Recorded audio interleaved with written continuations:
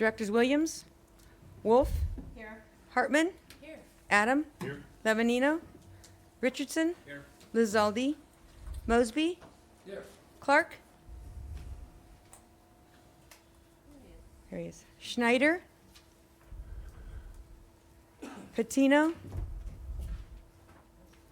Andrezek, Here. Lowe, Here. and Chair Bennett. There's Schneider.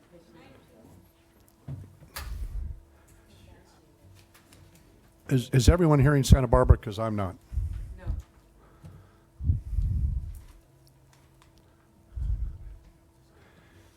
Can we make sure that Santa Barbara's on so we can hear?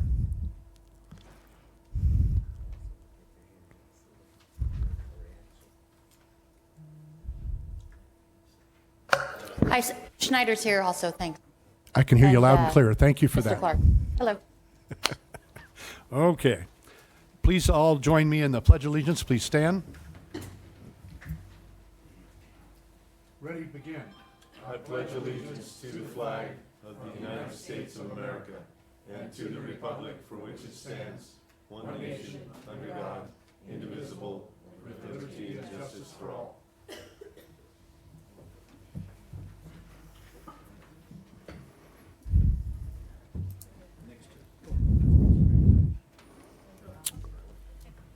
Madam Clerk, item 3. Item 3, approve minutes from the April 20th, 2017 Board of Directors meeting. So moved.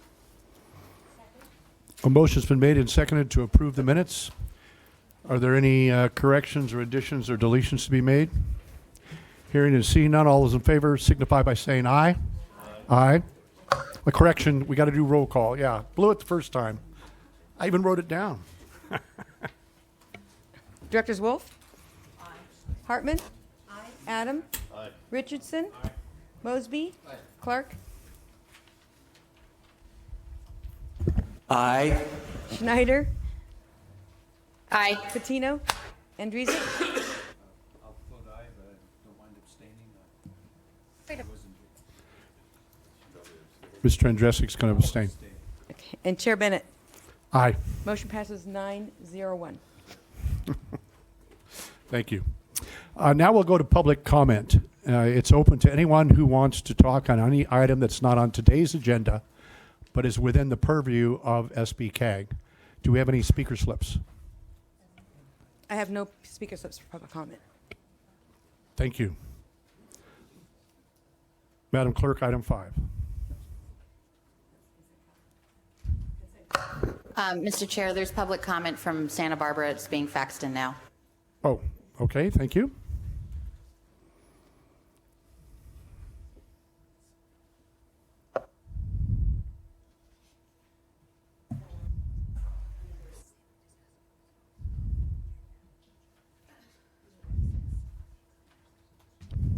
Santa Barbara?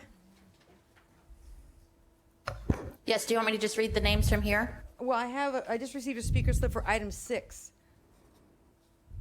We're looking No, for, there's public comment being faxed in as we speak, so I can read the items here, the names, if that's easier. whatever, that's fine. Where's the public comment? Just for- Oh. Okay, my mistake. I was told it was public comment, but it's for items on the agenda, not the general public comment. Thank you. So, Thank you for Yep, the thanks. thank you for the clarification. Okay, now we're going to move on to the approval of the consent calendar. Anyone wish to pull any items? Okay. Chair Bennett, we have public comment for item 5D, which we need to be Okay. And which item on 5? 5D is in dog. 5D.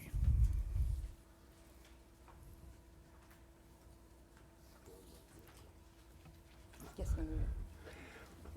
Are we ready to take that public comment? If not, then we can go ahead and approve the rest of the agenda on the consent calendar if you want to. However you want to do it. Yeah, let's go ahead and make a motion for all items with the exception of item D for the consent calendar? Second. Motion's been made and seconded to approve all items except item D as in dog. Roll call, please. Directors Wolf? Aye. Hartman? Aye. Adam? Richardson? Mr. Chair, I'm sorry, there's still things being faxed to you, and I believe item C is being asked for public comment.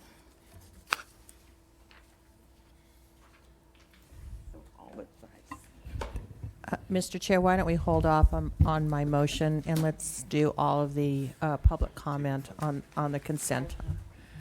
Yeah, I would agree. I was just giving So I'll them, remove, I'll, Let's wait until they all come through. yes. So let's not vote on that. I'll take back my we'll motion. continue to wait until we get all the public comments. Poor Amy. Mr. Chair, Yes, sir. I have a question, if I can find the item. I guess it's, it's on item 7. I'm sorry. Forget that one. Okay. Mr. Chair, we can start on item 5D Are they ready? right now. I'll just read it into the record, and we'll start with public comment. Okay, we're open for public comment. I'll read it. The person that sent in for item D. Wait. I need to read it into the record first. Okay, go ahead. 5D, 2017 Transit Needs Assessment. A, adopt a resolution approving the 2017 Transit Needs Assessment, including findings that all transit needs raised during this year's Transit Needs Assessment public process have been met. B, find that proposed action does not constitute a project within section 15378B4 of the CEQA guidelines because they consist of the creation of government funding mechanisms or other government fiscal activities which do not involve any commitment to any specific project which may result in a potential significant impact on the environment. Thank you, Madam Clerk.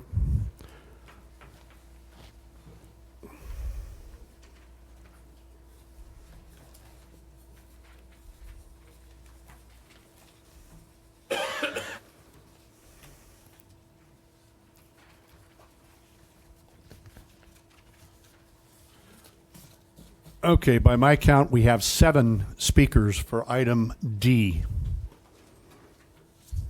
Is that accurate? Yes, so far. Okay. Mark Chatillo, followed by Ken Hobb.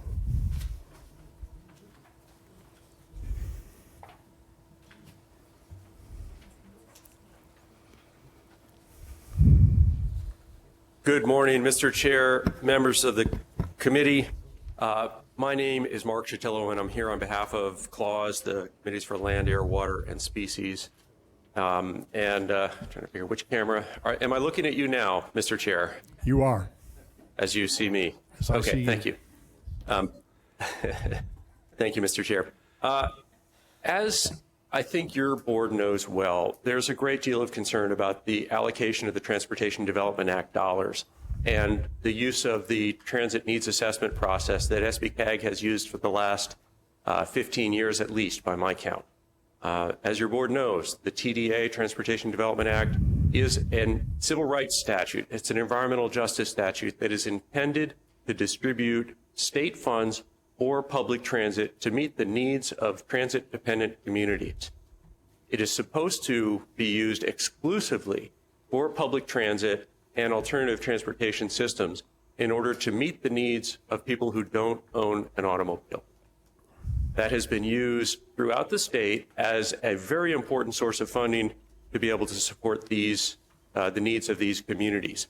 Unfortunately, the way SBCAG has administered the transit needs assessment process, it has both failed to reach the people who need this service, the need to expand the services in order to be productive members of our community and our economy, and it has applied the definitions in such a way as to erect barriers to the consideration of their testimony of necessary transit services in order to meet these needs.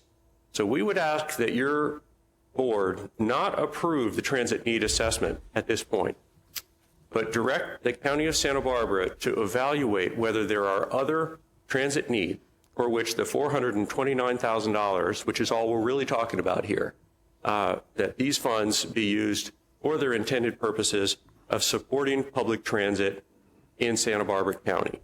You'll be hearing today from transit riders and from representatives of the communities that need these transit services that have not had their needs either queried through this process or heard through this process. The definitions and the application, the requirement that no transit service that touches or involves a city can be considered for the Transit Development Act funds, makes it virtually impossible for a layperson to be able to give your board testimony which would qualify to be able to accomplish an improved transit service. And as a consequence, it's been administered in a way that is discriminatory and violative of the civil rights of the residents of this county. Thank you, Mr. Chair. Thank you, Mr. Sotillo. Ken Hoff, followed by Hilario Rodriguez. Good morning, Chair Bennett and directors. I'm Ken Huff, representing the Santa Barbara County Action Network. I attended the public hearing that you had in this room before, and there weren't all that many people to testify, but I noted that some people were from the Good Sam shelter, and I'm happy to see that the needs that they raised appeared to have been addressed. There was one Santa Maria area transit rider who expressed some concerns about some of the service, and I share some of those concerns, but I address those to the staff at the City of Santa Maria. There was one car advocate who didn't think transit should be subsidized, and as Mark just said, TDA is all about subsidizing transit service as a civil right. At the meeting, the hearing before, Director Williams was on point. I felt that the TDA unmet needs process is outdated and it's designed for rural states or certainly rural areas, and this county is not that. Director Williams said he'd like to see the county stop spending TDA on streets and roads, and SBCAG strongly agrees. The $429,000 that we're talking about should be held in reserve until appropriate transit services can be identified through a more robust public engagement process. There are better ways to fund streets and roads, and specifically the gas tax increase that just passed.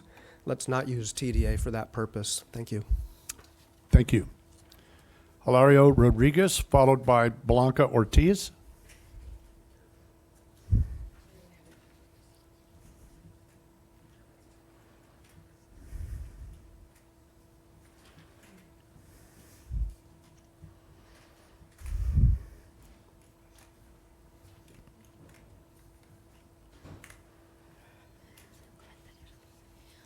I'm going to be interpreting. My name is Joanna Barrera. I'm going to be interpreting for Hilario. So.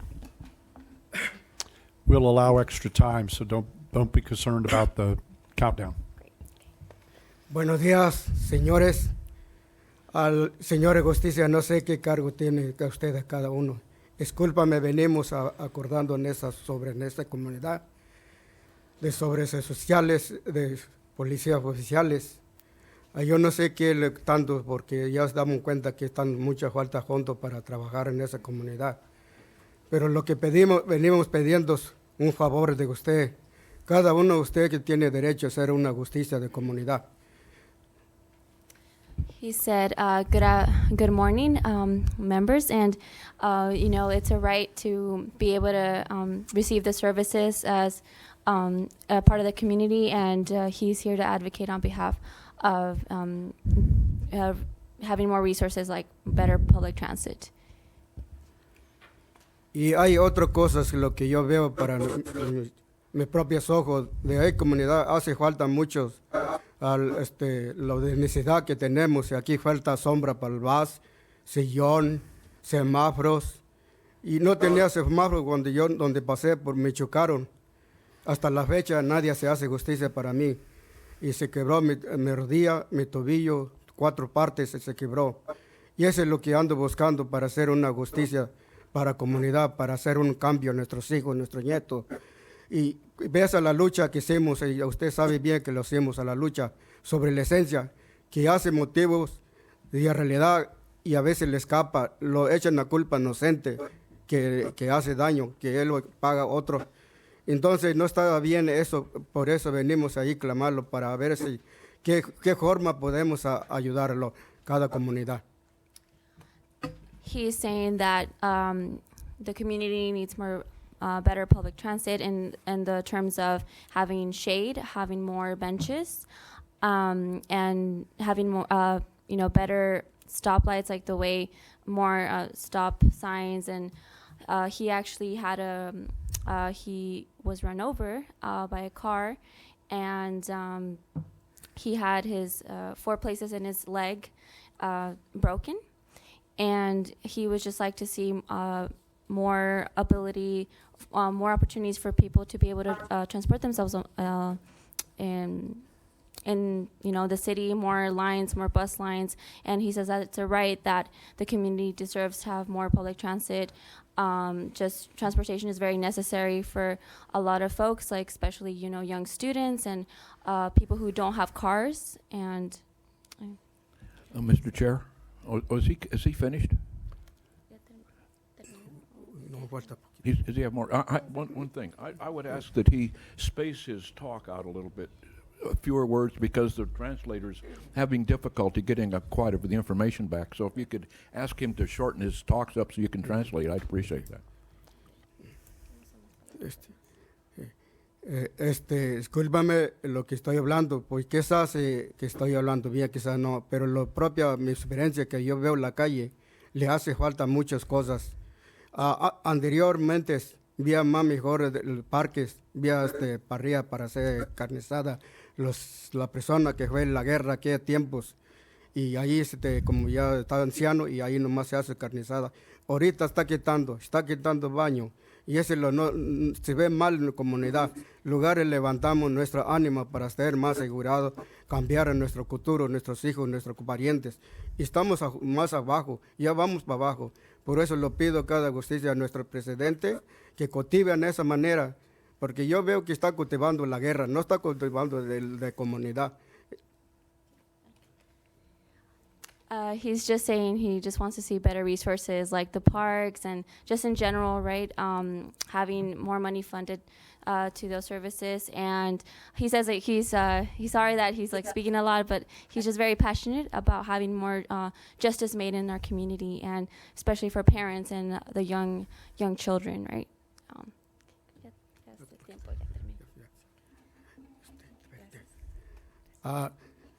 Lo voy a hablar poquito, little Spanish, no, a mí no understand much. So, thank you very much today, pues muchísimas gracias hoy que ha recibido nuestra experiencia, si lo cree o no lo cree, pero como te digo, usted, su justicia, tiene que haber qué modo para resolver este problema. No vamos a estar, la gente de comunidad lo queja mucho, lo que hace falta comunidad. Que pasa buenas tardes o buenas noches, y es todo, porque como te digo, pues hay que hacer algo en nuestro pueblo. Eso es todo. Gracias. So thank you very much, and let's make change in our community, in our city. Terry, put up 6 minutes. The next one's going to be an interpretation. Blanca Ortiz, followed by Joanne Barrera.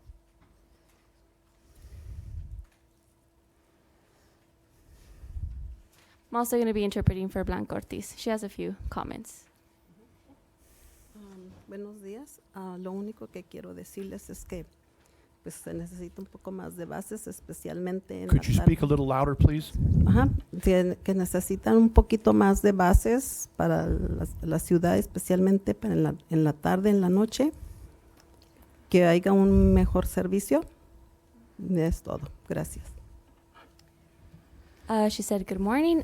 She would just like to see more buses and more bus routes, especially in the morning and at night, right? So the late hours are usually the hours that people need to go shopping or, yeah, so she's just concerned about the hours for the bus lines. So thank you. Thank you.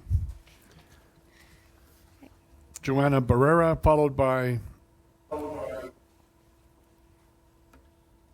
Okay. Follow. And Abraham Melendez. Okay. Good morning. So my name is Joanna Barrera, and And I just would like to advocate on behalf of having the funding directed to public transportation. I know from my personal experience when I was at UCSB, I would have had to see more bus lines go from Santa Barbara to Santa Maria. And I know that the hours were really constrained, like just Monday through Friday, and then you'd have to wake up like 6:30 in the morning, and then the only time it would leave from Santa Barbara would be like 3:30.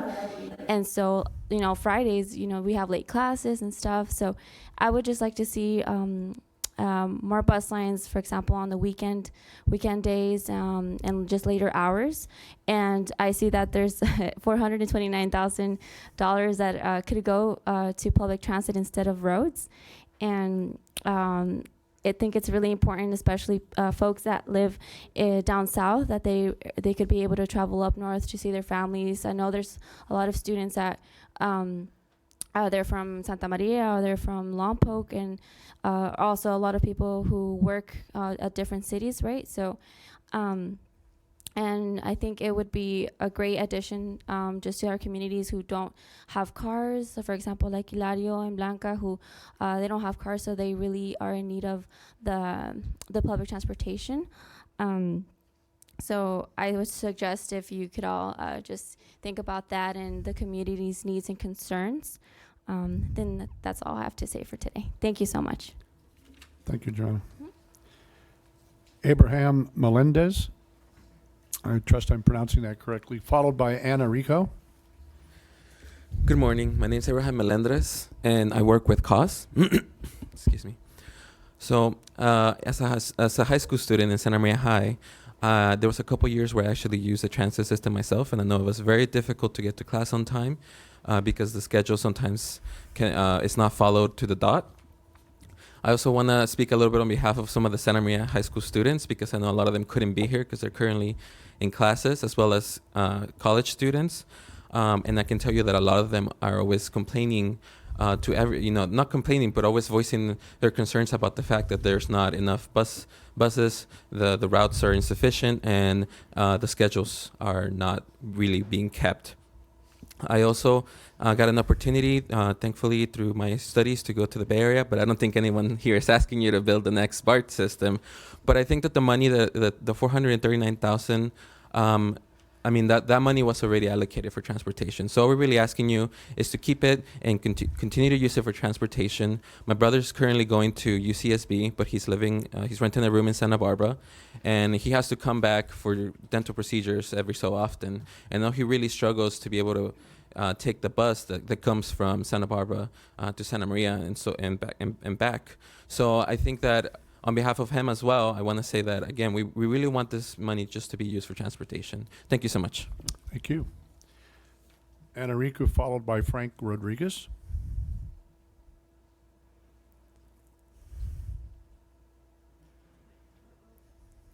Can't hear you. Just a minute. A little louder? Okay. Go ahead. So I'm here because of the $425,000. I know that you guys have to kind of decide what to do with it. Santa Barbara also needs help, which we need shelters, shade, lights also at nighttime. From Goleta and East La Vista, it's very dark, and there's some students that need to go back to their dorms or go back to the rooms they rented. It's very dark. Also in the rain, when it starts raining, which we haven't had much rain, but when it does rain, we're stuck in the rain. There's no shelters. There's also a number 3 bus here in Santa Barbara that takes you to the hospital. And if you need to go there, or if you have appointments and the bus is running late or it's not enough service, then we miss our appointments and we have to reschedule. Also, there's the number 7 that takes you to social services. That takes you about half a day just to go to one appointment. And also there's the social services, there's also a clinic, and there's also the jail that a lot of moms, they go and visit their kids, and when they want to come back home, like on 8 or 9, when the visiting time is over, they have no right back to Santa Barbara. So that's another thing. But thank you. Thank you. Our next speaker is Frank Rodriguez, followed by Zola Cabrera. Good morning, everybody. My name is Frank Rodriguez. I'm an organizer with Cause here in Santa Barbara. And speaking with a lot of our leaders, transportation is a huge issue, especially with the service industry, working class community. Anytime we can have money for transit, we want money for transit, especially as someone, I still kind of consider myself young. So I like to ride my bicycle. I like to skateboard around. And every time I go south, I think it's very easy to go to Ventura, go to Oxnard, Los Angeles, without having to use my car. And the only thing I regret as being a community organizer is I always have to have my car. I wish I could be on my bicycle all day. But I want to have that opportunity to go past Point Concepcion and go up north to Santa Maria and really be able to not have to rely on my car to get up there. Really, the Clean Expresses, I think, is an awesome bus that can get me up to Santa Maria, but I want to have the opportunity to go out there a lot easier, especially to go visit our cause staff and the cause leaders up there. But overall, I think here in Santa Barbara, what Ana Rico with Coast was talking about with line number 7, that's the bus I grew up with, number 8 also back then, to get around town, but that one takes, it runs like every hour, so it's hard for people to plan, especially in the mobile home park. That is one of the big number of people that take that bus. Can't rely on it because they know it's going to take half a day in order to plan a trip using that bus line. So overall, I think in order to have a really sustainable economy, we want to make sure that the funding that we have, the opportunity to be put into transit, to be put into transit. Thank you. Thank you. Mrs. Cabrera, followed by Tom Becker. Good morning. Mi nombre es Zoila Cabrera. Yo vengo a apoyar los buses del norte porque hay mucha comunidad del norte que viene a trabajar a Santa Bárbara. Hello, everybody. My name is Zoila. I am here to really support the bus lines up in North County, especially because I know a lot of them take it to get down to work here in Santa Barbara. Así también estoy apoyando localmente el número 5, que sea más frecuente la línea 5, porque muchas de las mamás vamos a la Monroy School caminando a dejar a nuestros niños. And here locally, I support the number 5 line. It's the one I take a lot, and a lot of my friends that are mothers take a lot, especially to take their kids to school. Y también estoy, si hay la posibilidad de poner más sombras por las altas temperaturas que a veces hay por nuestros niños que están en las paradas y los seniors ya mayores. I was going to say in Spanish. Another thing that concerns me is having roof or just cover in the bus stops, especially when mothers have their children. It's going to be really hot, especially during the summer, so we want to make sure there's cover while we're waiting for the bus. Igualmente estoy apoyando el número 25 y el 20 porque he sabido a la comunidad como los seniors, el Easy Live está como muy ocupado y los seniors tienen que tomar los buses públicos. I also support the bus lines 23 and 25, especially for the senior community. Easy Lift, sometimes it's difficult to schedule to get use of, so they have to take the public transit. So making it easier for them, and I know a lot of them take the 23 and the 25. Thank you. Gracias. Thank you. Mr. Becker, followed by Cameron Gray. Thank you, Tom Becker, representing Cars Are Basic. I wasn't even going to comment on this thing until the second speaker raised an issue about my comments that were made, I think, last month, 2 months ago. Let me make it very clear. Cars Are Basic wants everyone to be prosperous, regardless of skin color, ethnicity. We don't care. We're a multi-ethnic, multicultural group. Here's our position. Make it very clear to everybody in the room, everybody up there. Cars Are Basic wants every human being legally in this country, citizens or lawful residents, to have good paying jobs so they're not dependent on government for anything. Now, I want to point something out to you. The number one political leader of this county, Salud Carbajal, made a statement saying that Lompoc, the most ethnically and racially diverse city in Santa Barbara County, was an armpit. What a insulting comment to make to all those people in Lompoc, and he has a history of making that about other communities in North County.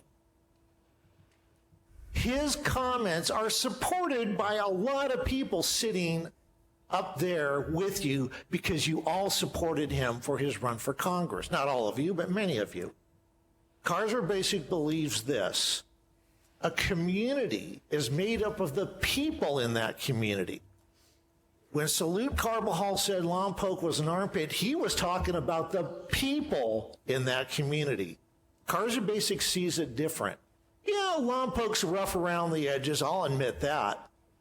But the people there are essentially good, regardless of skin color. We believe that every single lawful resident of the United States has a right to have an opportunity to do a good paying job so they can provide for their own transportation, food, healthcare, and housing, and not be dependent on government. The other thing I'd like to point out to all you people, maybe you can interpret this to the people. The Democrat Party and John Podesta, just to let you know what it's all about, said that the Democrat Party needs needy Hispanics to win elections. No, you don't. You need good, solid citizens with good paying jobs. That's what you need. And I dare say that many of you people aligned yourselves with John Podesta on that kind of mentality. Thank you. Our next speaker is Cameron Gray.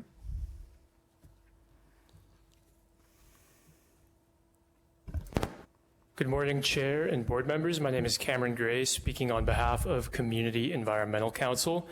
Our organization stands with cause in asking that the Transportation Development Act funds, that there be a pause and we kind of consider how we want to use these funds, and also that we really do prioritize their investment into transit. And I think it's particularly prudent to kind of pull back and think about how we want to use these funds in light of the passage of SB 1, which is going to really increase transportation funding for road improvements.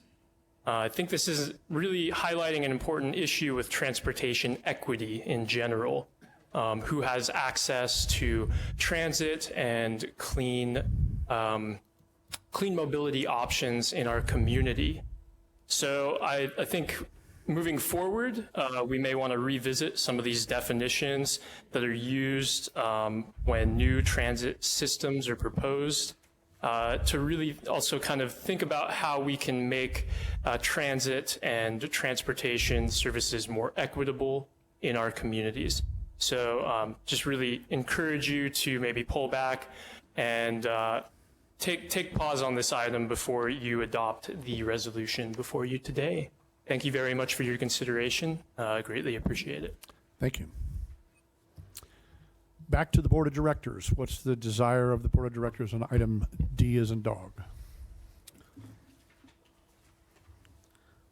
Supervisor Adams. Thank you. Well, I'll tell you, this stuff drives me absolutely batty because there's nobody riding these buses, okay?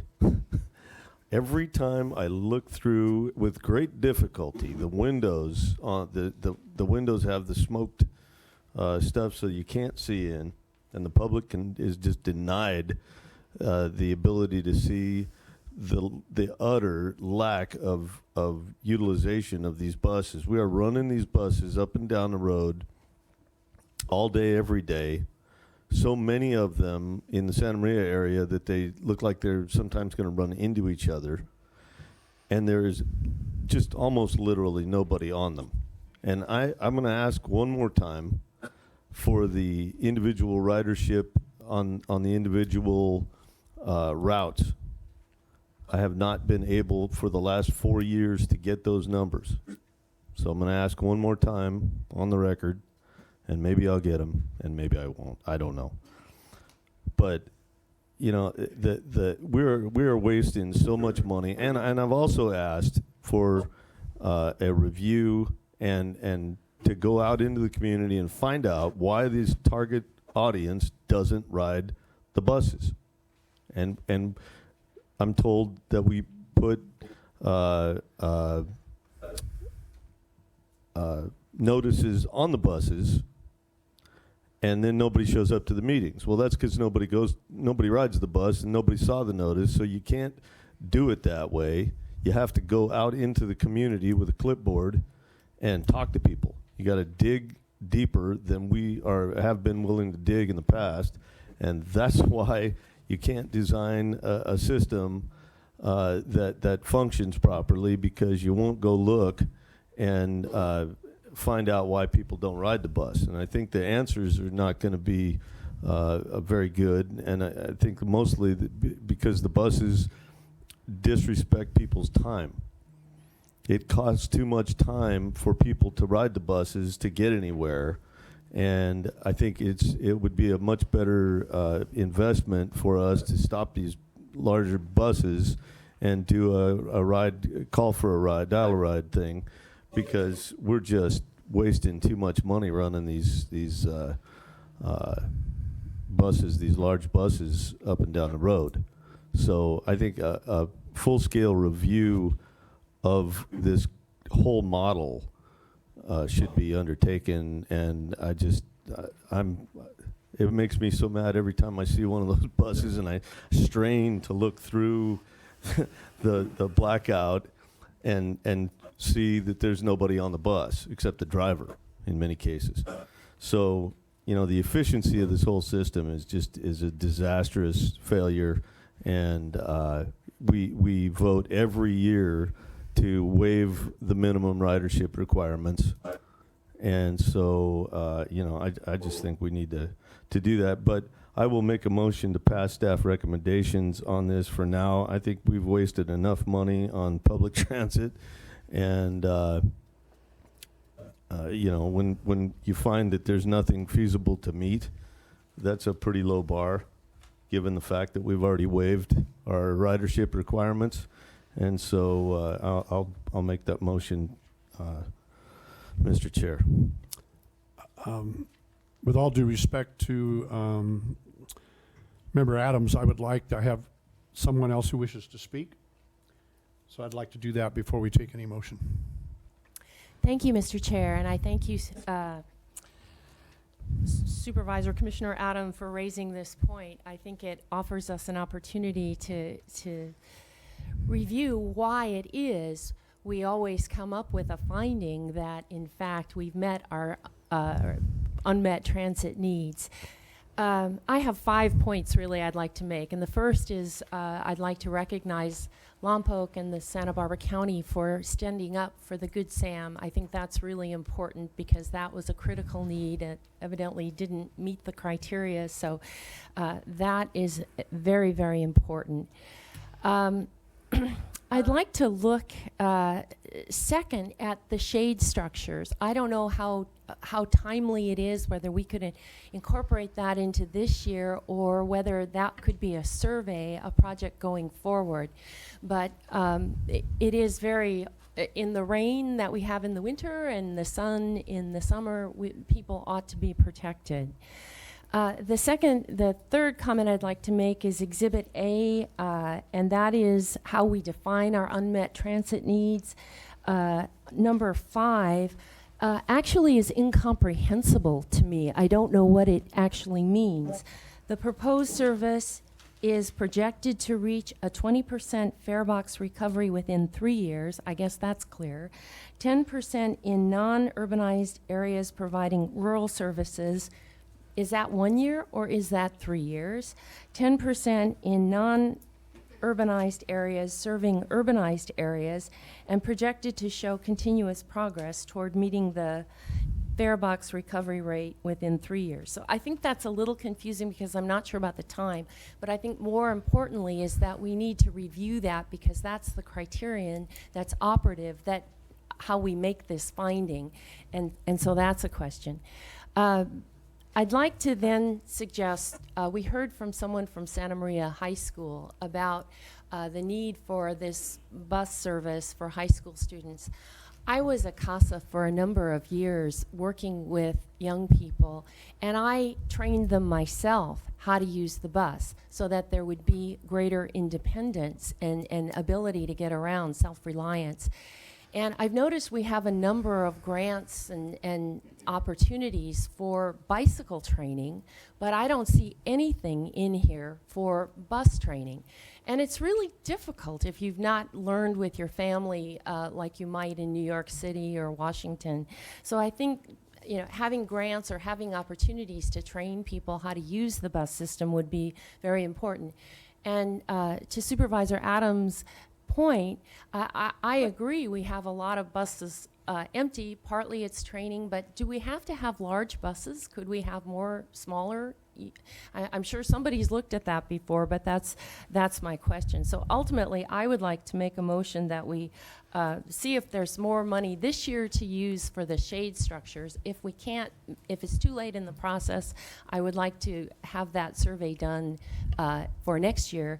And I would also like to look at this criterion. Thank you. Chair and excuse me, Chair and Director Hartman, perhaps I can answer a couple of your questions with respect to reasonable to meet criteria 5, which you were referring to, and perhaps we could put that up on screen. I think we have it available. The new service that is being evaluated in order to be considered reasonable to meet has to meet the applicable fare box ratio within 3 years of the start of the service. And that fare box ratio is 10% for rural areas and 20% for urban areas. Just another comment on the unmet transit needs definition itself, and both the unmet transit needs and the reasonable meet criteria are criteria that this board established and adopted and that apply to this process in this current year, whatever the board decides to do going forward. The unmet transit needs definition only applies to additional increments of service. It doesn't apply to operational needs, which would include things like bus stop location, service reliability, or specific structures that are in place. So that is prescribed. And if I may, I'd like to just more broadly comment on where we are in the process now and what this process is. So we are tasked with allocating the Transportation Development Act dollars toward transit to the member agencies of SBCAG, and as part of that process, we are required to go through an annual transit needs analysis process and to make findings. In the first instance, it's up to the individual jurisdiction to decide what to do with its transit funding.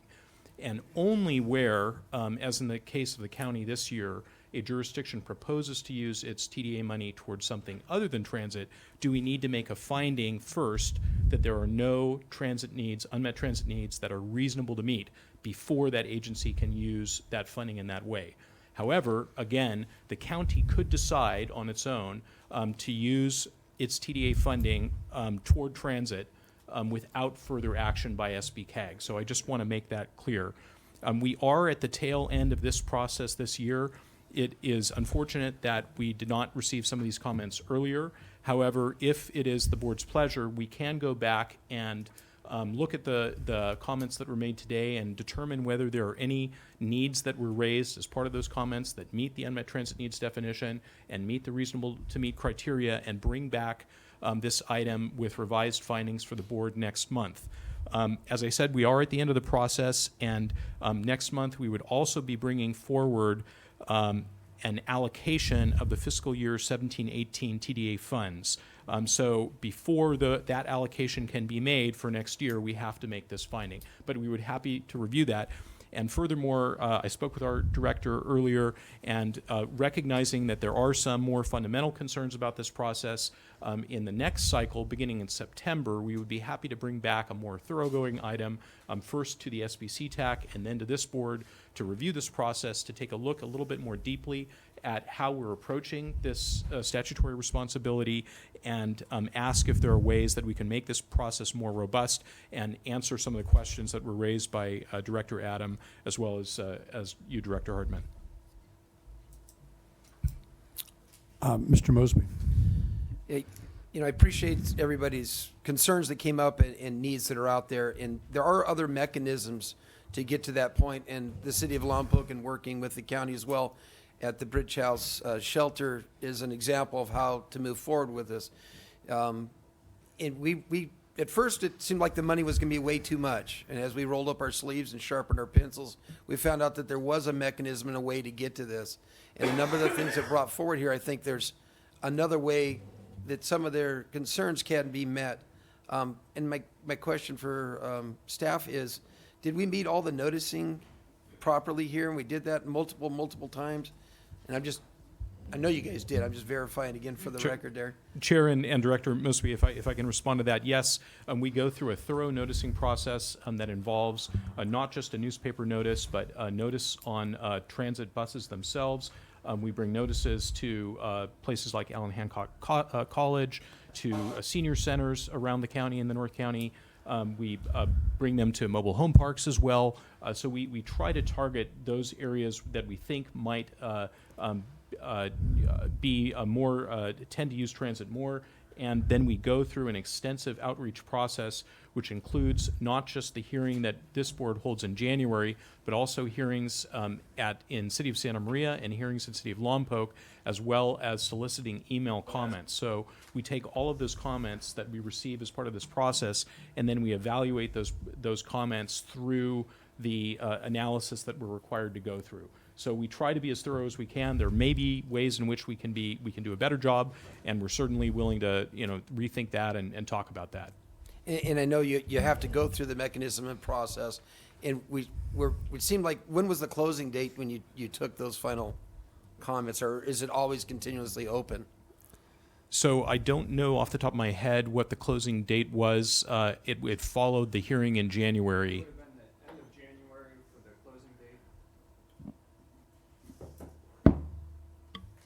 The end of January would have been the closing date for the official public comment period. However, SBCAG receives comments year-round, especially for the Clean Air Express, and they're always, so after this process concludes, I start loading them into next year's folder.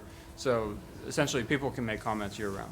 Because you have to close your books. I mean, you guys have to do these mathematical and interpretations and calculations. We can't just open in, but maybe it's more appropriate that we take these for the next year movement so that we can, I mean, you have a stopgap. You have to decide what's going to happen, correct? Yes, and I'm happy to take all the comments that we received today and put them for consideration in the next cycle. Thank you. I know did you have something you were okay. Director Patino. Yes. I think it's unfortunate when people don't come to our meetings in the community where we're talking about unmet needs. And I used to go to all those meetings, and every single time people came up with unmet needs, I know that our transit people adjusted that in Santa Maria. And every time they said they needed a different route, or maybe a change in the route or another bus stop, we adjusted to that. And I think it's unfortunate when people are not attending those workshops. In the past too, I think I haven't been because we have more staff people there than we have people that are there to testify the unmet needs. Now, we have people come to City Council and talk about that they need shade, or that they need shelter, or maybe there's not a map up there. And I know Mr. Odell is here and can speak to that. And so we take that to heart, and we go out and fix it, do anything we need to fix it at the city level, which is, I don't know if you want to hear from Mr. Odell.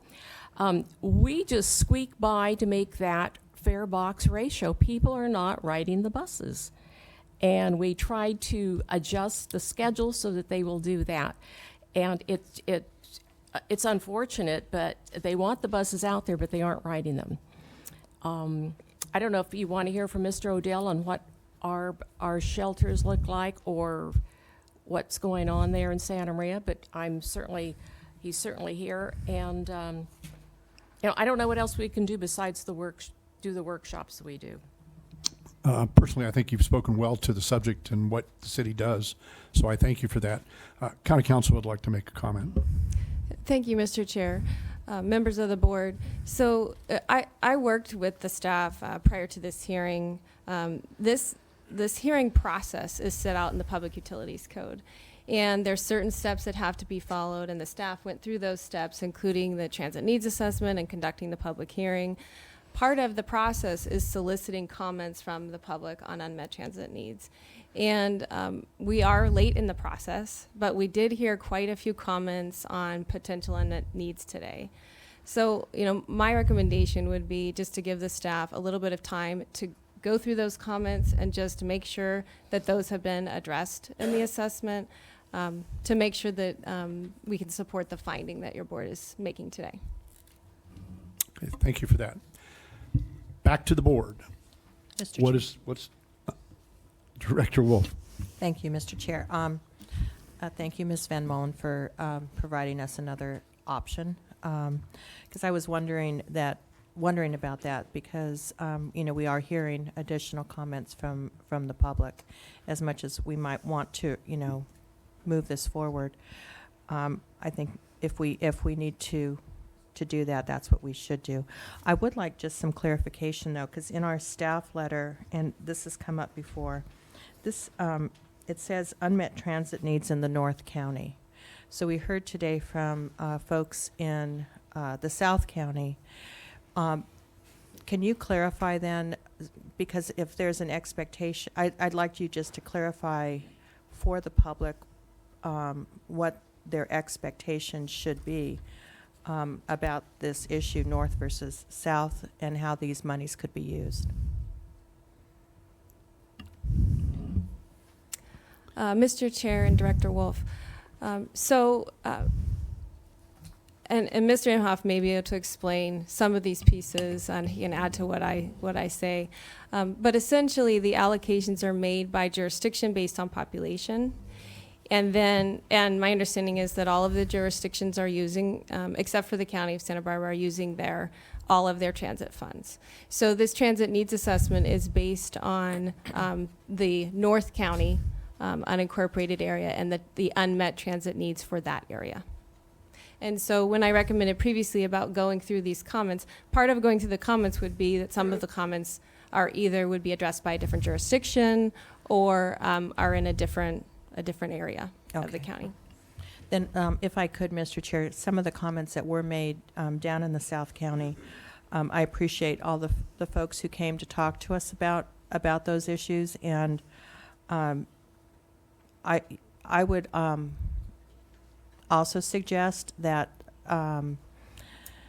their comments be directed to the MTD board. What I have found with MTD is that they are extremely responsive to the needs of the community, and they themselves have public hearings. As a supervisor, I've worked with some of my constituents specifically on shade issues and have relayed those issues to MTD, and I, again, have found them to be very responsive. So, and I guess I should also mention that the South County has also allocated out of Measure A specific funds for transit. So there is a strong commitment and understanding to the importance of transit. I do think one of the things that I've heard today that does include the North County, and I'm not going to comment on Santa Maria, but one thing that, if we're going to be looking at this, is looking at the transit needs between Santa Maria and the South County, the Clean Air Express, and how those services might be enhanced. So anyway, thank you, Mr. Thank Chair. you. Any other comments? Now back to the Board of Directors for direction. Well, we haven't had a motion yet because I asked for it. Motions not to be made till we had a chance to have our conversation and deliberation. And now deliberation's complete. We've had our staff input. And what is the desire of the board? Mr. Chair, I'd be happy to make a motion, and I'll look to Ms. Van Molen. I'd like to make a motion that we postpone making a determination at this meeting until staff has had an opportunity to review the comments that were made today at this hearing and come back to us with a final recommendation, preferably at our next meeting. Is that okay? I would second. And Motion's been made and seconded. Go ahead. My recommendation just is to go ahead and continue it to a date certain. So just go ahead and continue it to your next hearing. Okay, in June. so that will be the motion. Okay, Continue it to June. So the motion is for the next meeting in June. Would you give us a date, Madam Clerk? June 15th. June 15th. Thank you very much. Okay. Motion's been made and seconded. Roll call, please. Directors Wolf? Aye. Hartman? Aye. Adam? No. Richardson? Aye. Mosby? No. Clark? Aye. Schneider? Aye. Patino? Aye. Andrezek? Aye. And Chair Bennett? Aye. Motion passes 8-2. Okay. Mr. Chair, we also have a public comment for item 5C, Yes. and I'll need to read that in the record. Thank you. 5C, 2017 Federal Transportation Improvement Program. Adopt a resolution and Amendment 5 to the 2017 Federal Transportation Improvement Program per the resolution to program changes to the Federal Highway Bridge List and add a new individually listed project for the city of Goleta. Our speaker, and so far I only have one speaker slip for this item 5C, is Mr. Becker.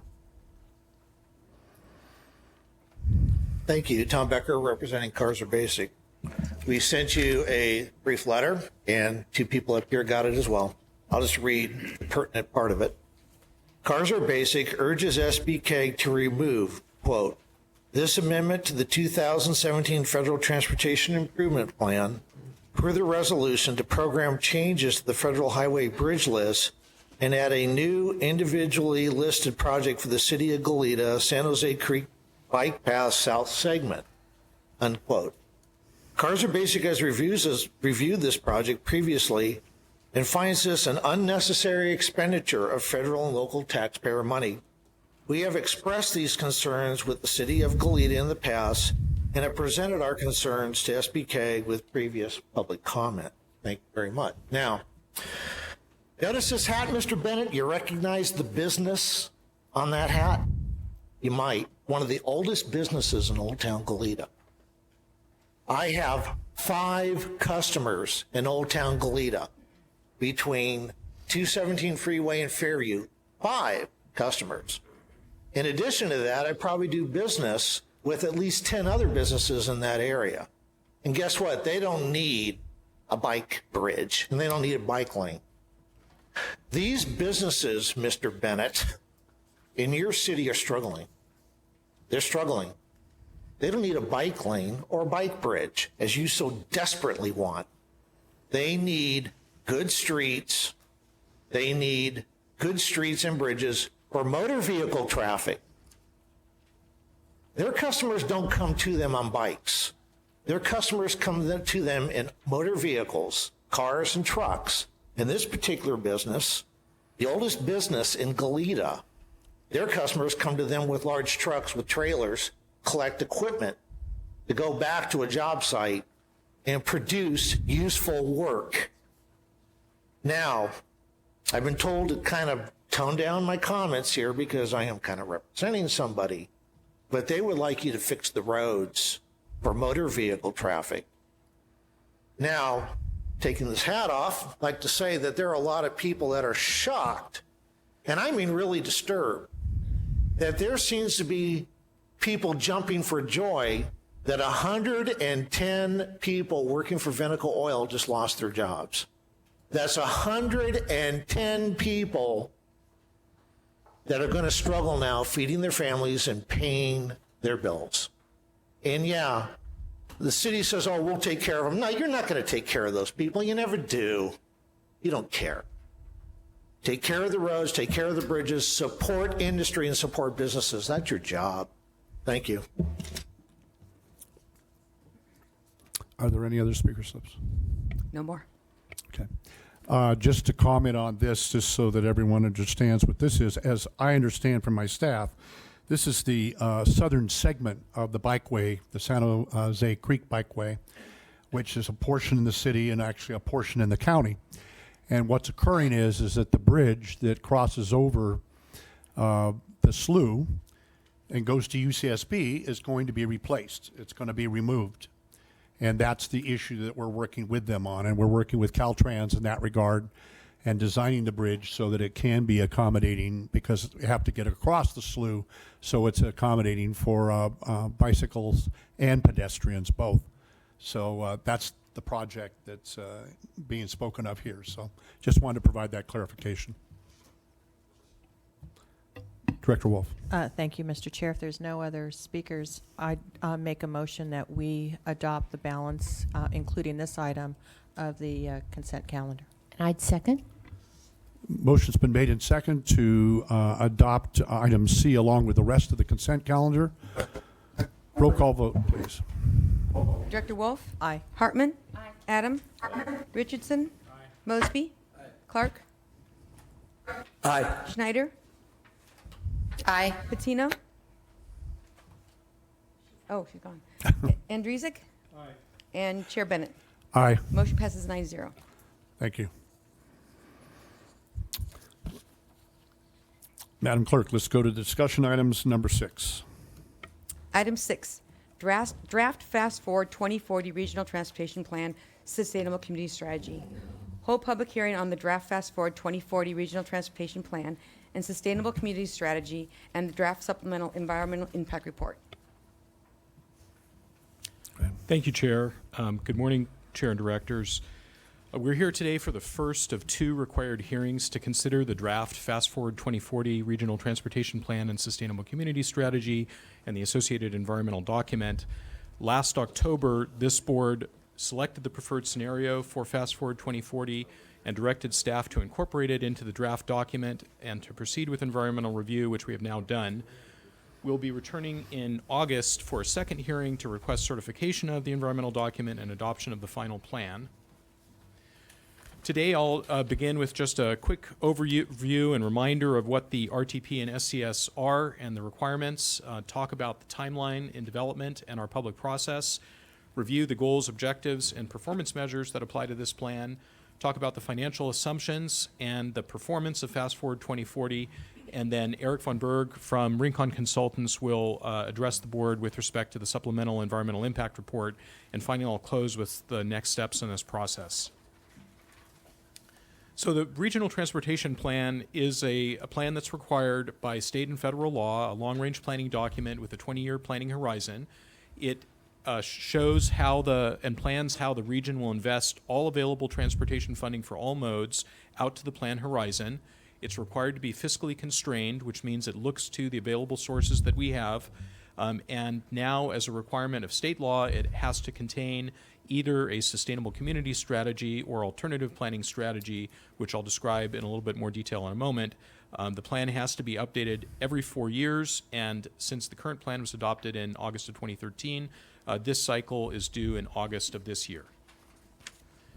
The Sustainable Community Strategy, as I mentioned, is a requirement of California law of SB 375, which partially implements AB 32 as amended by SB 32, the Global Warming Solutions Act. It is integrated into the Regional Transportation Plan, and it has to be consistent with the Regional Housing Needs Assessment.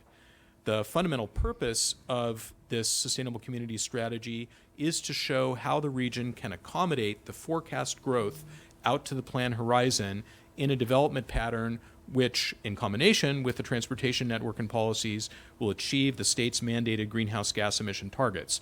So in the course of this, we have to make land use assumptions in order to include that in the plan, but it's important to note that state law does not give SBCAG land use authority, and that there is no requirement that local general plans be consistent with the Regional Transportation Plan or Sustainable Community Strategy, and that SB 375 itself is explicit that local governments retain land use autonomy.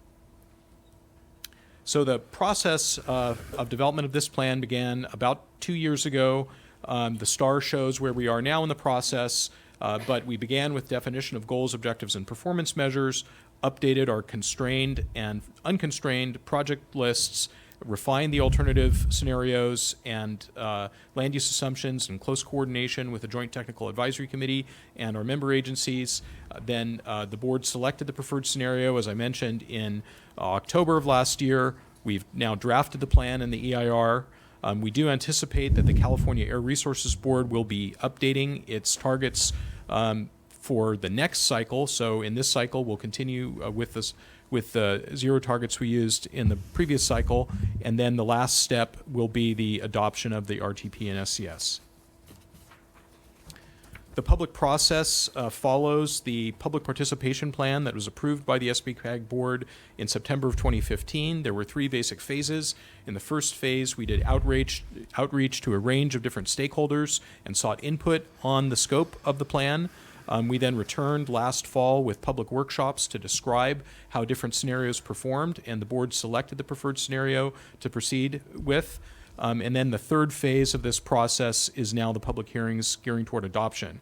I would note that we are now in the public comment period for both the draft Fast Forward 2040 plan and the draft Supplemental EIR, and we have received some public comment already, and we'll be responding to that public comment during the draft final plan and SER and integrating those comments and changes as appropriate. In order to address public comment comprehensively, we intend to wait until the end of those formal public comment periods and address public comments together at one time. So to summarize the Fast Forward 2040 plan, it continues the basic strategies of the adopted 2013 RTP-SCS. It was prepared and guided by the Joint Technical Advisory Committee with active guidance by them, using an extensive public outreach process.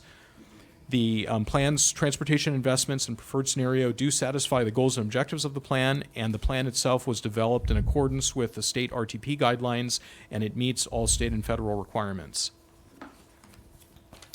The plan, as with the last plan, is built around 5 goals, which are consistent with the Federal FAST Act and the Caltrans Smart Mobility Framework. These 5 goals were used in the 2013 plan. They have not changed. They relate to the environment, mobility and system reliability, equity, health and safety, and a prosperous economy. We have more specific objectives, which are statements of what is needed to accomplish the goals that correspond to each goal area. And then, because under federal law this is required to be a performance-based plan, we have performance measures that link to each goal area and objective. And those performance measures correspond to new federal requirements with respect to performance measures. Most of them are outputs from our regional transportation demand model. Financial assumptions in this plan, the plan forecasts approximately $6.1 billion to be available from all sources for all modes out to the plan horizon for this project. And you can see the breakdown on this pie chart. We have approximately $1.6 billion for highway projects, approximately $2.1 for local streets and roads, $2.67 million for bicycle and pedestrian projects, and so on, $2.2 billion or so for transit projects, and a lesser amount for ITS, TDM, and rail projects. A key requirement of the plan, as I mentioned, is that the plan be fiscally constrained, so we can only plan for those projects that we can afford using foreseeable sources. Our revenue forecasts are conservative in that we don't speculate on new sources.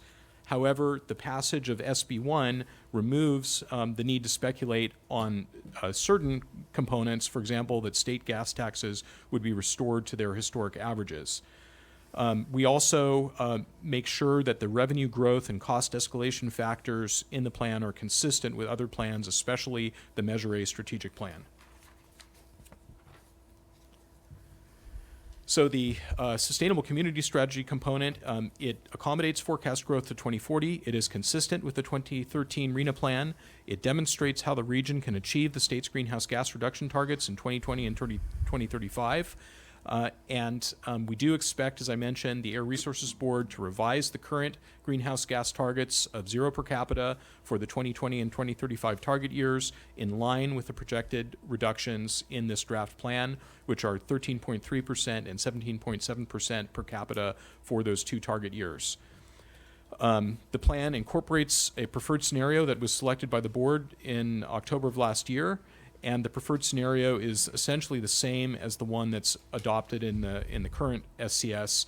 Specifically, it focuses growth in a transportation-oriented development and infill pattern and includes an enhanced transit strategy.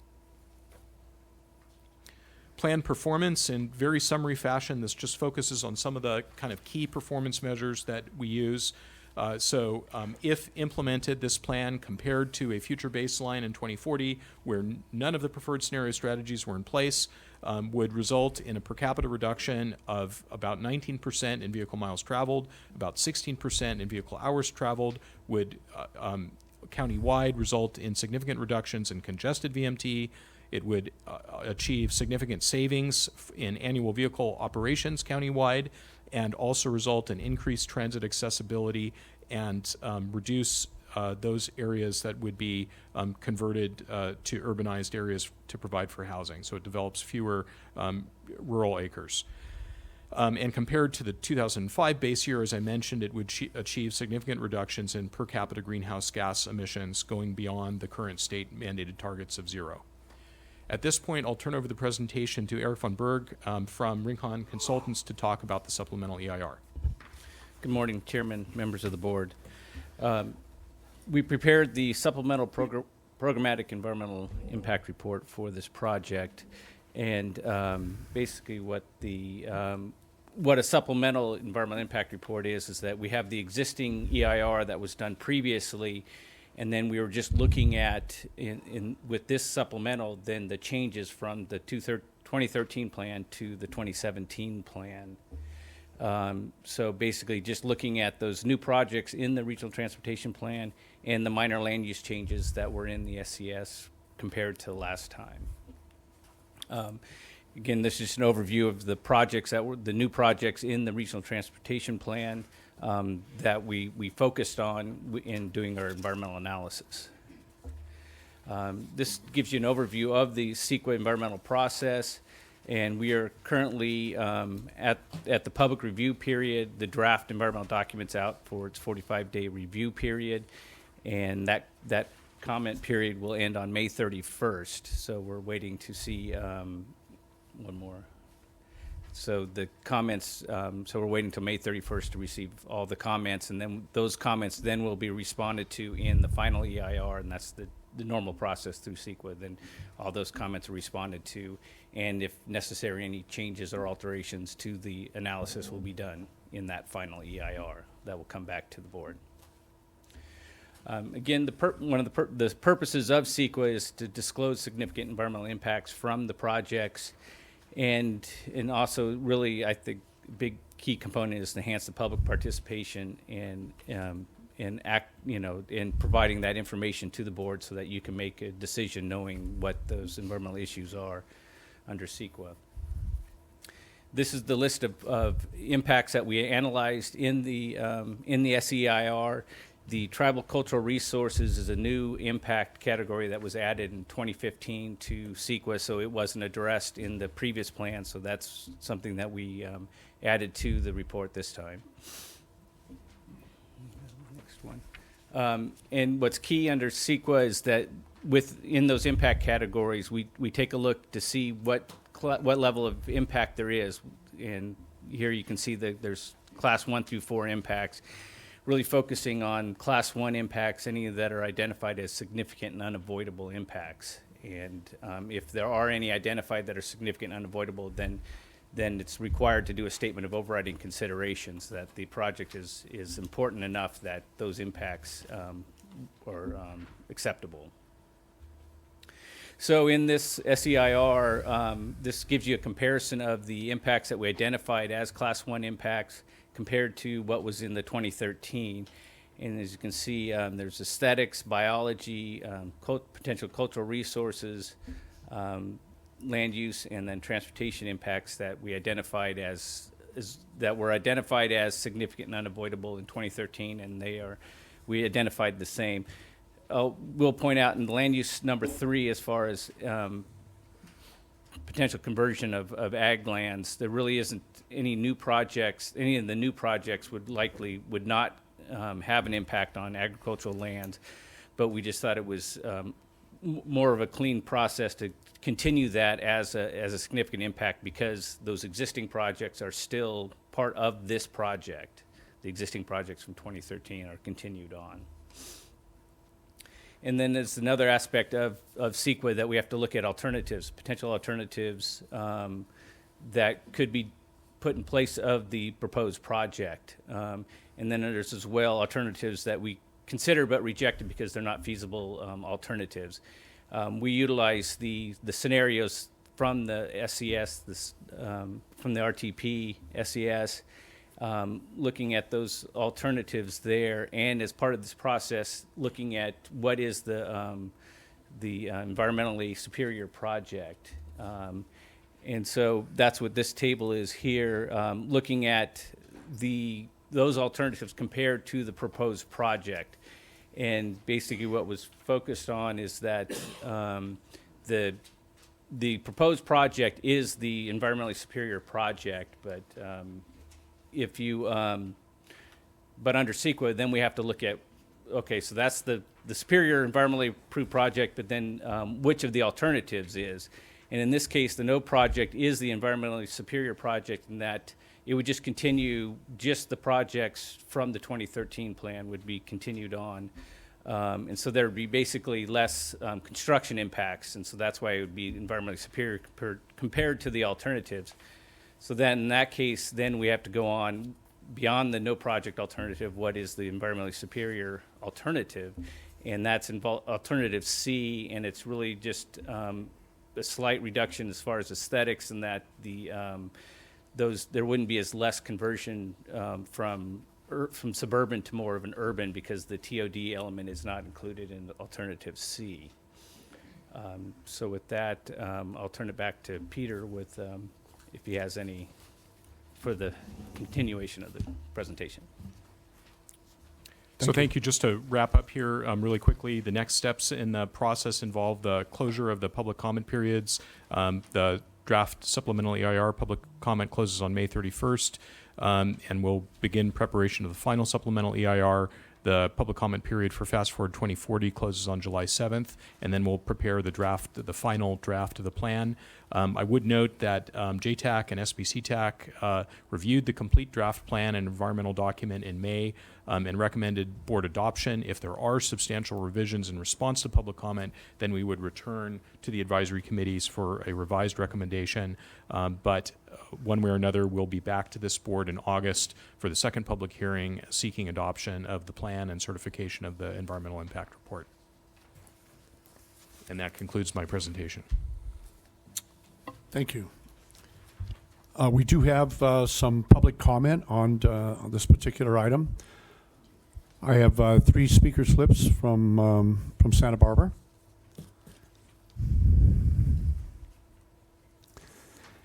Our first speaker will be Cameron Gray, followed by Tom Becker, followed by Mark Shatillo.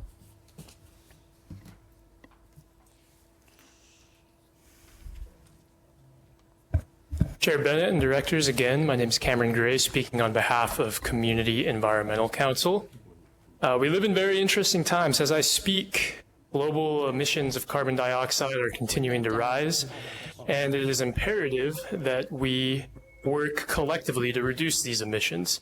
Now, the plan that SBCAG staff have brought before you today meets that charge.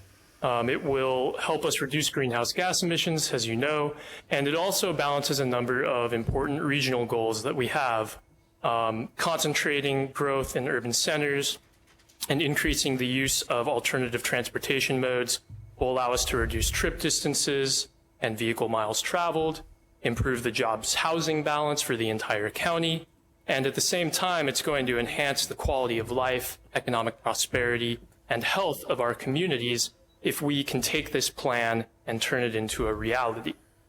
The benefits are real. We're looking at about $500,000 in annual transportation cost savings for residents and workers in our communities.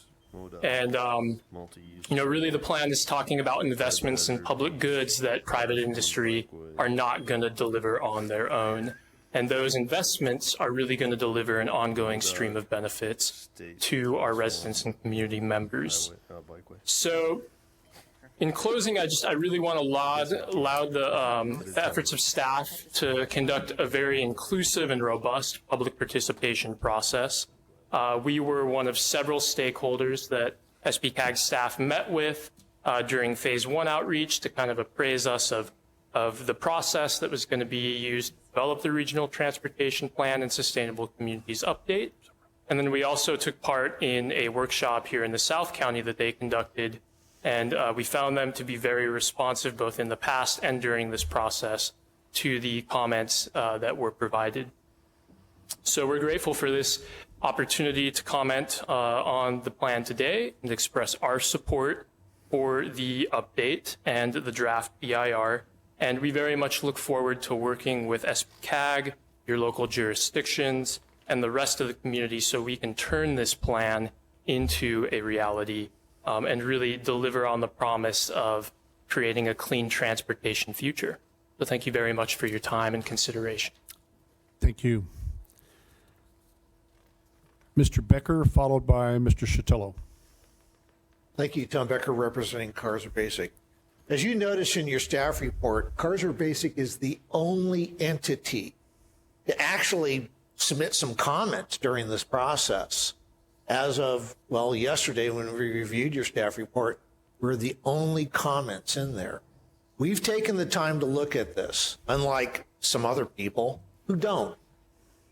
Okay, now, your staff has basically refused to answer questions and respond to our comments that we've submitted in a very timely fashion. These comments have been going way back in December. They've asked some questions about our questions about the procedures, but as far as the meat of the substance, your staff hasn't do it. And we explained to staff that in order to prepare a proper comments for the draft documents, we need to have your staff answer some preliminary questions or respond to preliminary comments. They won't do it. That's disgraceful that your staff won't do that. We need to have your staff respond to our comments, all of them, so we can then prepare good comments and responses for the draft documents. Now, the RTP is going to be a master document, and it's also used as a supporting document for federal funds. So you better make sure that that document conforms not only with the policies of the federal government, the policies of the Trump administration. Because guess what? The Trump administration that's going to be reviewing all your grants and all your requests for funding, this document's going to be a supporting document for that. Environmental justice,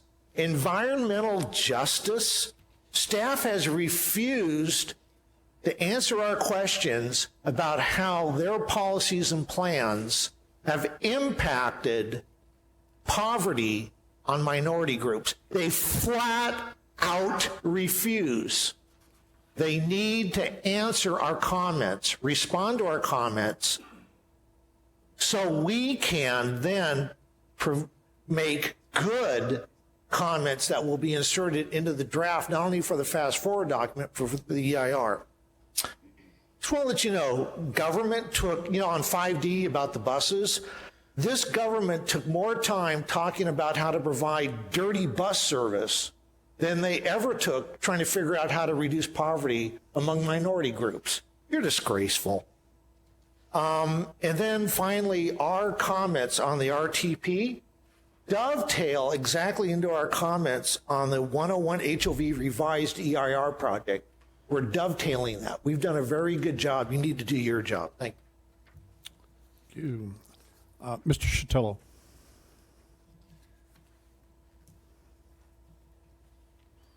Thank you, Mr. Chair, members of the board, Mark Chatillo for Clause.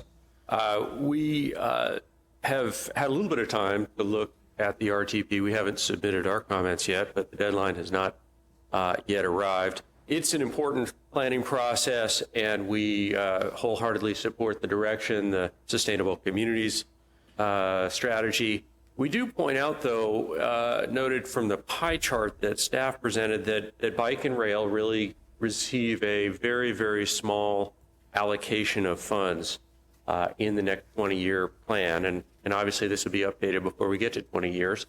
However, I think that the real elephant in the room, if you will, the elephant within the document.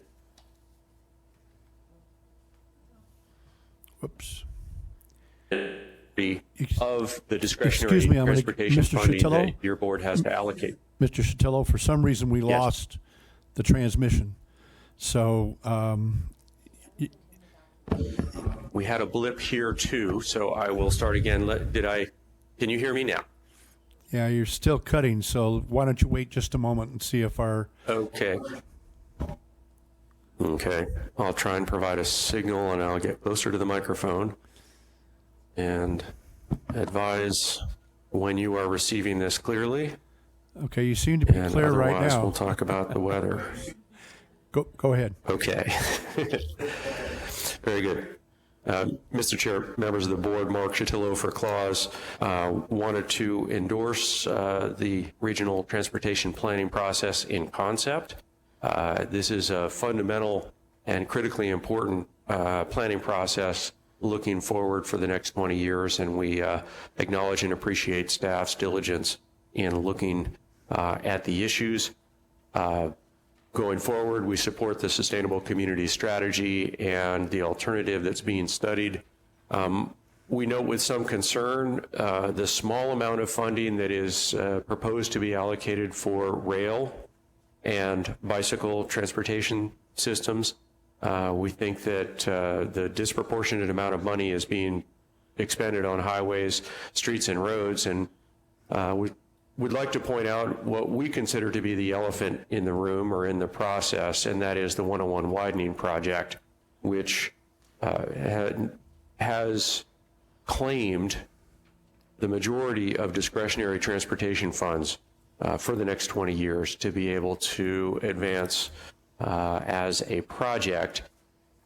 And as you know, we have some concerns about the adequacy of the environmental review and the public process associated with that project.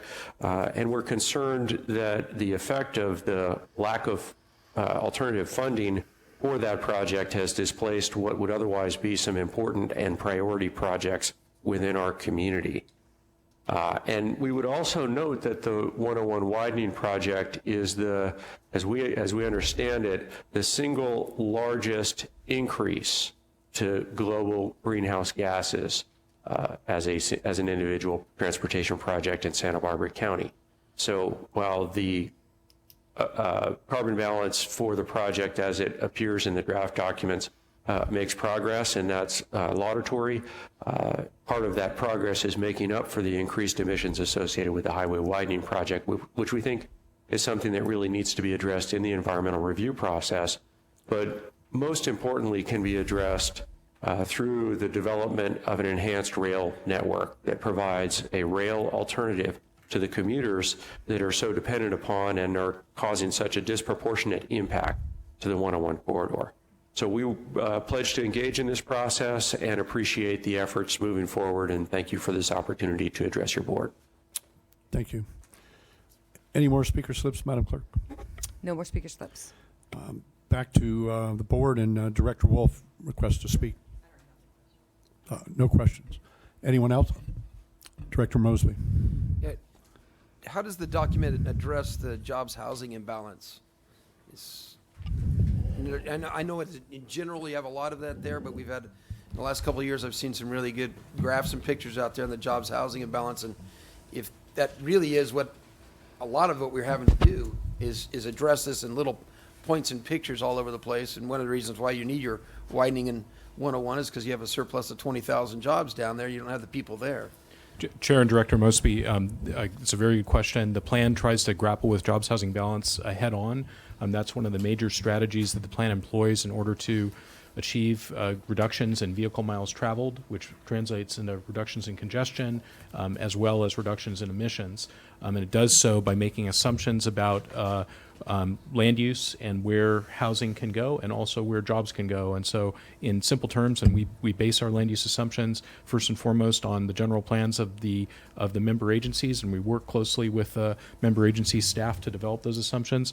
But fundamentally, we seek to increase housing opportunities, affordable housing opportunities in the South County and economic opportunities in the North County to correct those current imbalances. And how do you address the economic opportunities? As you know, infill, while it might sound great, is not necessarily the answer. Like in my community, we're short 10,000 jobs.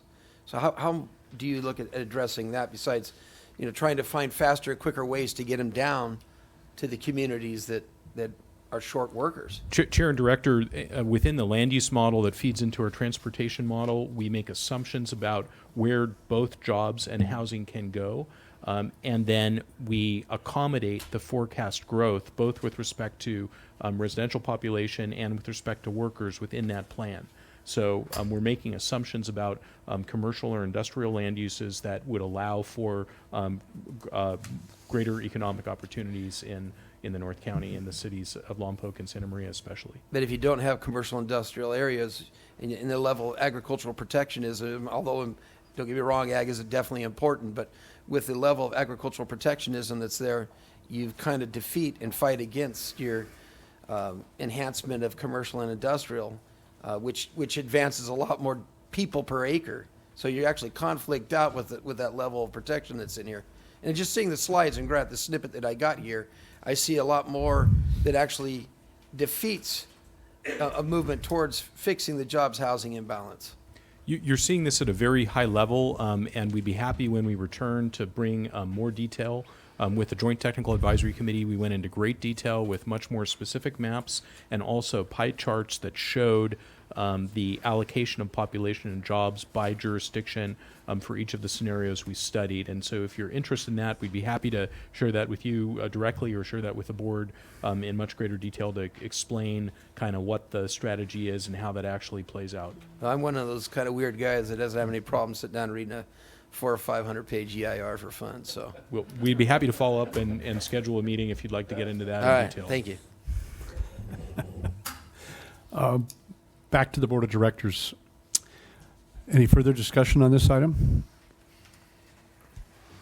Okay, I didn't notice that there was any action on this. It was just a presentation. So we'll move on to the next item, item number 7. Madam Clerk. Item 7, Measure A Program of Projects. Hold public hearing to review and comment on draft Measure A Program of Projects for fiscal years 2017-18 to 2021-22.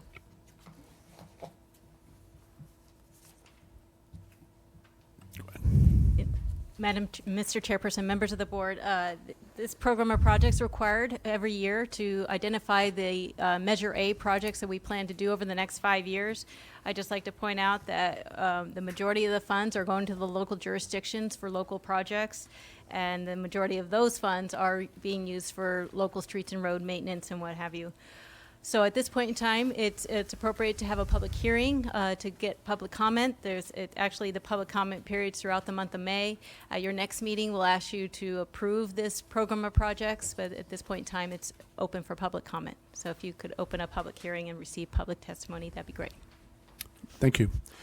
Are there any speaker slips for this item? I have no speaker slips for item 7. Thank you.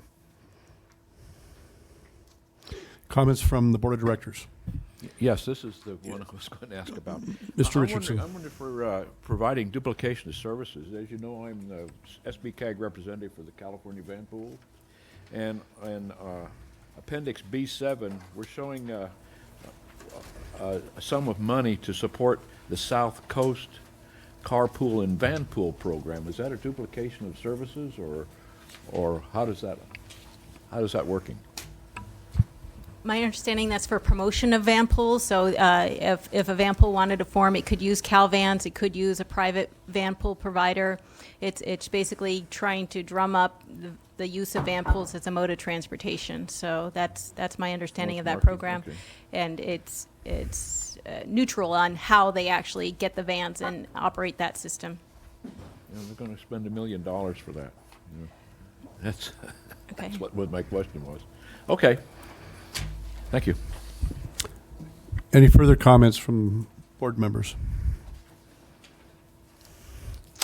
Okay, thank you. We're going to take a brief break at this moment, and we'll reconvene in about 5 minutes.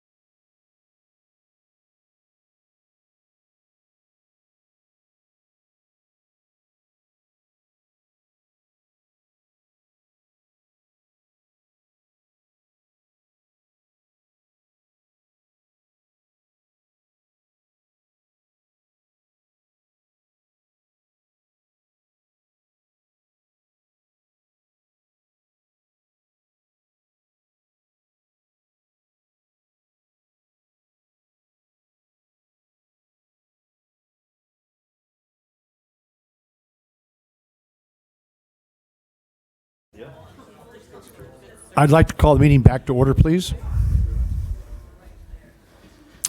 Madam Clerk.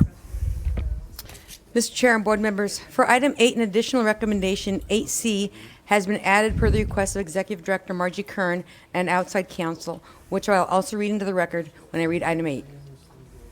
Item 8, Highway 101 HOV. Receive an update from staff on implementation of the 101 HOV based on the board's direction provided at March 2017 meeting. 8A, authorize the chair to execute amendment number 2 to the cooperative agreement 05-0301 with Caltrans for the Highway 101 HOV project. 8B, authorize the chair to execute amendment number 1 to extend the term of the agreement with Galvin Preservation Associates to provide coastal permitting and environmental support services related to the Highway 101 HOV project at no additional cost. 8C, clarify that SBCAG does not intend to be a permit applicant or co-applicant to the County of Santa Barbara for any permits for the South Coast 101 HOV lanes project. Thank you.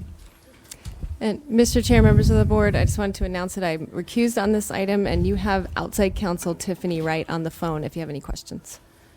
Thank you. Mr. Chair, I have a question. Director Wolf. Before we get started, I just to clarify for me, Madam Clerk, did you read recommendations that was A, B, and C? Yes, before I read it, I announced that that there was an additional item added, 8C. And we don't need, and that was properly noticed? Because this is an action item that's already an action item on your board agenda, the action can be revised based on the board's discretion. So it's already an agendized item and an action item, so you can take action as appropriate. Okay, excellent. Thank you. Mr. Luna. Okay. Thank you, Mr. Chair. I don't care. I want to make a point. And directors.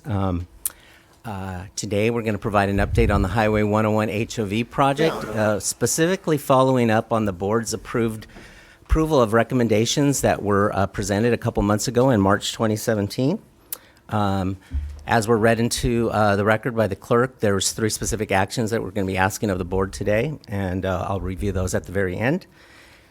In March, this board received an update of the conclusion of what we call the decision point documents process presented by our corridor advisor, Tony Harris, which outlined recommendations as to how to move the 101 HOV project forward. And so I'm going to go into some of the details as to how staff has worked with Caltrans as well over the last couple months, and then outline some of the upcoming actions that the board will see coming to it starting this month. There's a couple actions. Next month, there will be a few actions that staff will bring to the board, and then going on through the summer.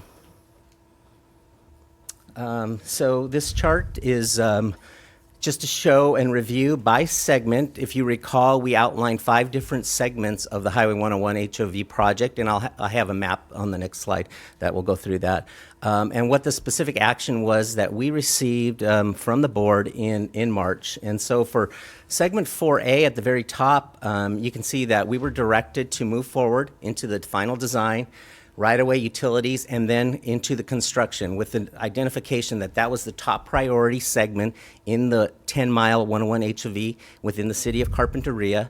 Ultimately, that would add approximately 3 lanes of HOV lanes in each direction, and the connecting with what was done in Phase 2, that would make approximately 9 to 10 miles of HOV lanes coming from Muscle Shoals up through Carpinteria. Segments 4B and C were treated similarly in that the board approved moving forward with final design, right-of-way utilities. The 4B segment is being done by Caltrans, and then the 4C segment is being implemented through SBCAG consultants. So in the coming months, we will be presenting cooperative agreement with Caltrans on how we would share roles and responsibilities on 4B.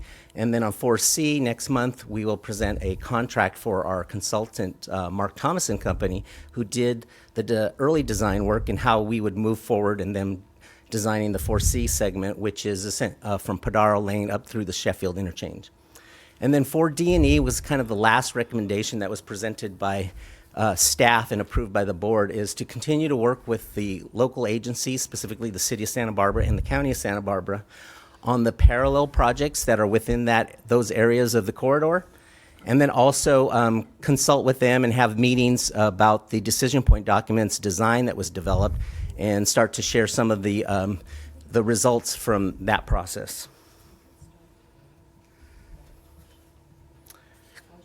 So real quickly, running through this, segment 4A down in the south in the city of Carpinteria, that's a Caltrans responsible area, and as of now, Caltrans is moving forward with the design in segment 4A. They look to have approximately 60% design details done by the end of this current calendar year. And they're also coinciding the design with the current construction work that's going on with the Linden Casitas project to make sure if there's any issues that could be implemented now rather than having to build portions of it and then have to tear up those elements later on when 4A goes into construction. The 4B segment is also a Caltrans design facility. That's another 3 to 4 miles up through the Padaro interchange. And then, as I mentioned before, moving north, segment 4C from Padaro, North Padaro up through the Sheffield interchange is an SBCAG responsibility. And then, okay, back up. Sorry about that. And then for D&E, we're working on we would be working in the coming months with the City of Santa Barbara and the County of Santa Barbara on that segment and kind of revealing what had been done through the decision point documents process and also working with them on their local parallel projects. Okay, I'm a little too quick here. I threw this chart up here just to kind of remind the board that we're also working with the local agencies on those parallel projects. So if you start at the south end down by where it says Rincon Multi-Use Trail, that's the most advanced parallel project. It's in the design phase. We continue to work with both the City of Carpinteria and the County of Santa Barbara on that project. That's the project that received the ATP funding. So we're in the design phase right now for that project. Santa Claus Lane Streetscape and Bikeway project is being developed separately as two separate projects, one by the county, one by Caltrans and SBCAG. And that one's in the environmental phase, and so we're working on technical studies for that. The San Isidro and Olive Mill projects are being jointly moved forward. There's a memorandum of understanding that's been approved by this board, also approved by the City of Santa Barbara, and is scheduled to be approved by the county in the next month, where that would move into the environmental phase for studying those two locations as separate projects, but using one consultant. And then the Cabrillo Underpass is a project that's in environmental documentation phase, and the City of Santa Barbara just recently held a public meeting on that project. So in general, all these projects are moving forward and are at various stages of development. This chart I wanted to convey to the board how we've performed from a cost standpoint. In March, we indicated that we both finished on schedule and under budget with the decision point documents. So when we presented in 2015 what the effort would cost to finish the decision point document process, there was an estimate of about $22 million of both SBCAG funding and Caltrans funding that would be contributed towards that effort. And that's shown on the far left. Approximately $10 million of that was SBCAG's funding. Those are the lower two bars down at the bottom. Then when you talk about so when we actually started hiring the consultants to do the work, we were able to negotiate contracts based on our RFP and getting the right consultants on board. A total of $7.2 million in contracts were awarded for the services to finish the decision point documents. Now that we're at the completion of the decision point documents, we actually spent $5.7 million, so we came under about $1.5 million on that. And so our proposal is to kind of just leverage that money forward into the recommendations that the board approved and using it for the services that will continue to be needed to support the design as the project evolves.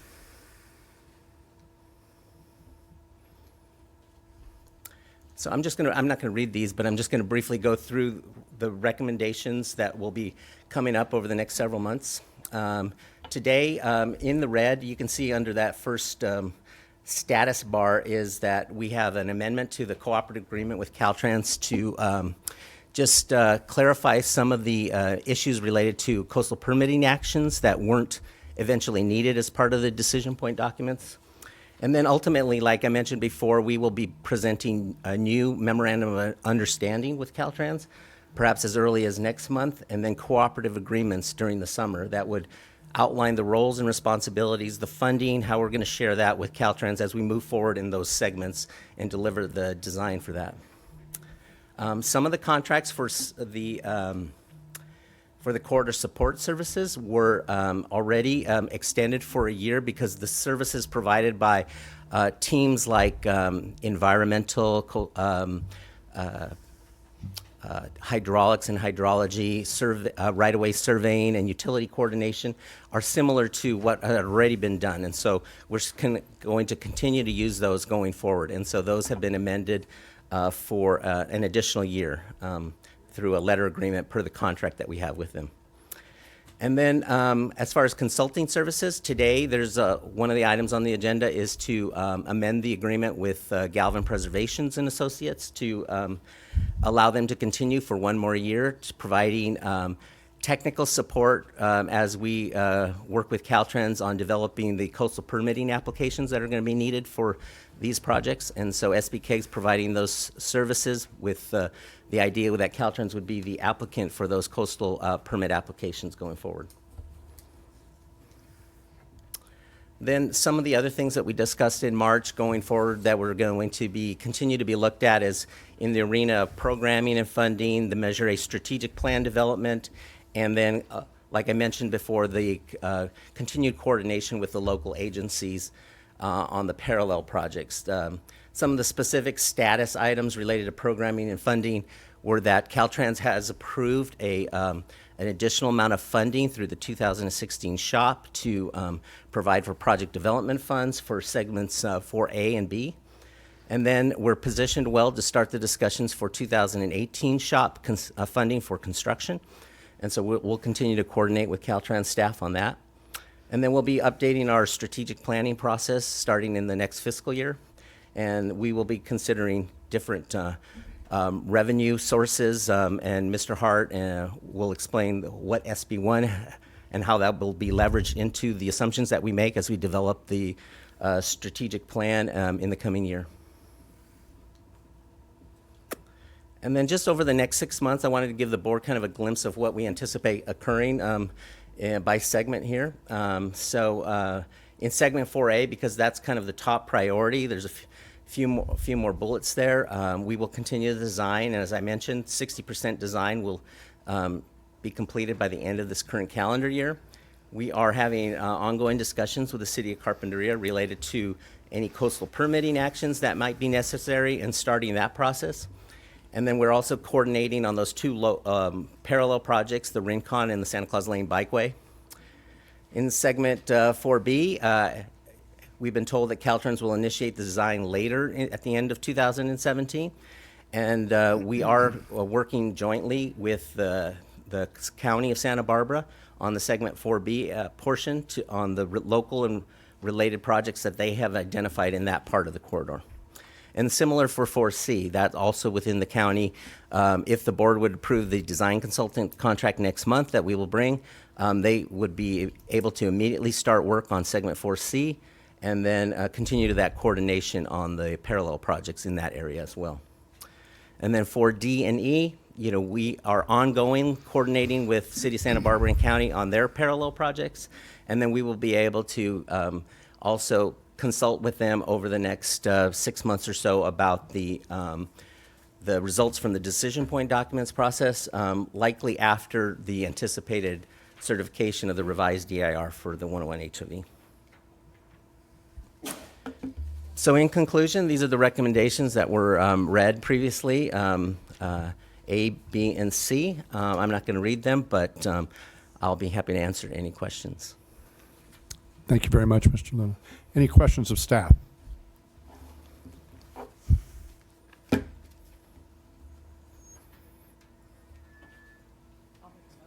Okay.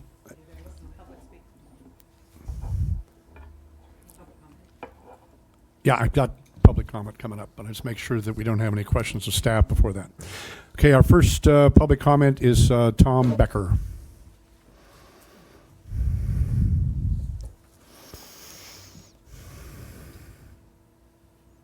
Hi, Tom Becker, representing Cars Are Basic. First of all, we like to say the addition of number C, or item D, 8C, is highly irregular. If you take a look at your agenda item calendar, there is no C. It's A and B. We don't even know really what that means. We're going by A and B. It's not there in your agenda calendar. So we're going to make a point of order that C should be considered a next agenda item, not part of the regular agenda. We're going to request now that that item be polled as an ex agenda item now, and it be thoroughly explained by the executive director exactly what that is. Now, going on with the rest of it, as part of our response to the HOV revised DIR, Cars Are Basic requested Caltrans perform a traffic analysis, an analysis of exactly who it is that's commuting on that freeway and using the impacted intersections during morning rush hour. And we said that it should be studied, and specifically it should be studied to see how many government employees are using the HOV or using the 101 freeway and those impacted streets during rush hour. And it should be a project alternative to the widening and the impact, or any intersection project, to see if we can't get the government employees to not drive their cars during peak rush hour. And there are other things. So in this thing, we are requesting that you people direct your staff to include a traffic analysis of 101 as we described in our EIR comments, because you didn't do that. We have already talked to staff. They admit they have no clue who it is that's commuting on that freeway. They know the numbers, they know where they're coming from, but they don't know specifically who they are. Cars Are Basic suspects that a majority of those people using the 101 freeway in impacted streets are government employees. We also want to let you know that we discussed the issue of including that that analysis in the EIR with City of Santa Barbara staff. City of Santa Barbara staff is absolutely opposed to studying and conducting an analysis of who it is that's using the freeway as part of that revised EIR. They're absolutely opposed to it. This is bad planning. No wonder why it's all screwed up. Thank you. Thank you. The next speaker is Mark Chatillo.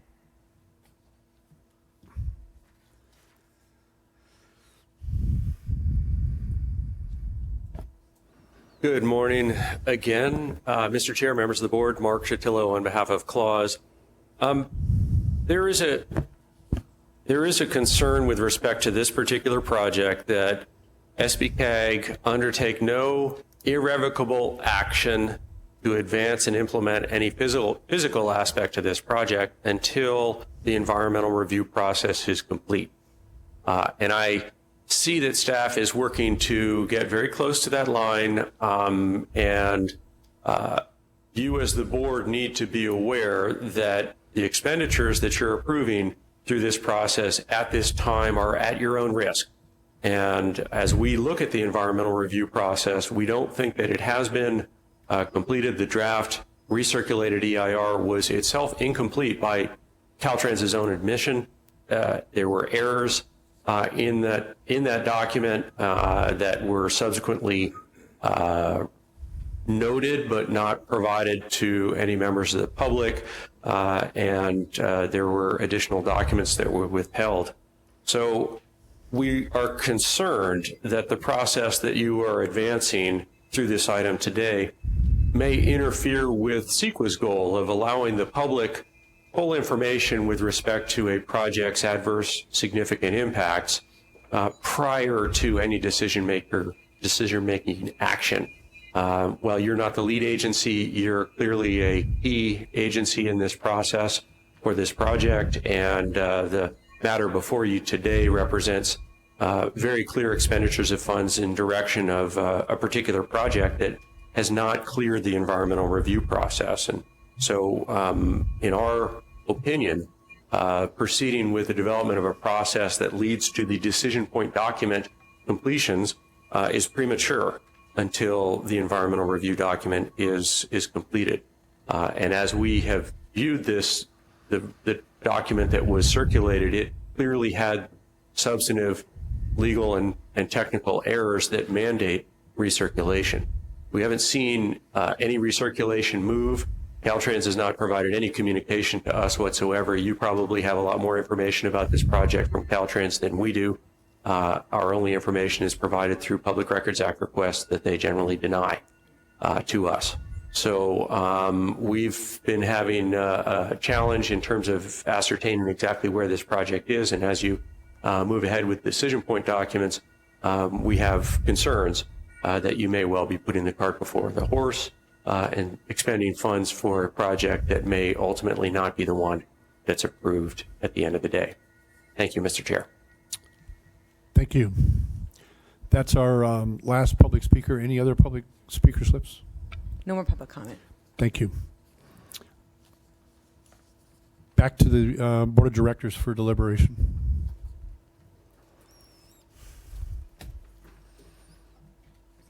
Direct. It seems no deliberation is desired. Go ahead. Thank you, Mr. Chair. I'll move item A, B, and C per staff report, or per the information we received today. I'll second that. A motion's been made and seconded to approve the staff recommendations. Roll call vote, please. Directors Wolf? Aye. Hartman? Aye. Adam? Abstain. Richardson? Aye. Mosby? Aye. Clark? Aye. Schneider? Aye. Patino? Aye. Andrezek? And Chair Bennett. Aye. Motion passes 802. Thank you.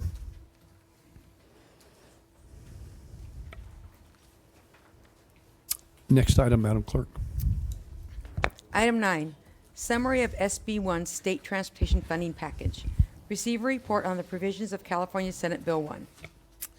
Mr. Chair, members of the board, just wanted to bring you up to date about the really significant new information available about transportation funding.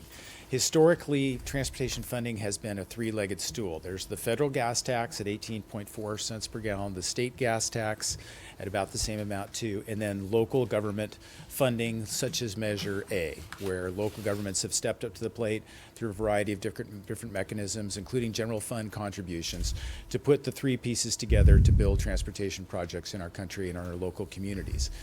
The biggest challenge facing transportation professionals and local government elected officials like yourselves to deliver projects that people want has been the erosion of the gas tax purchasing power over time by inflation.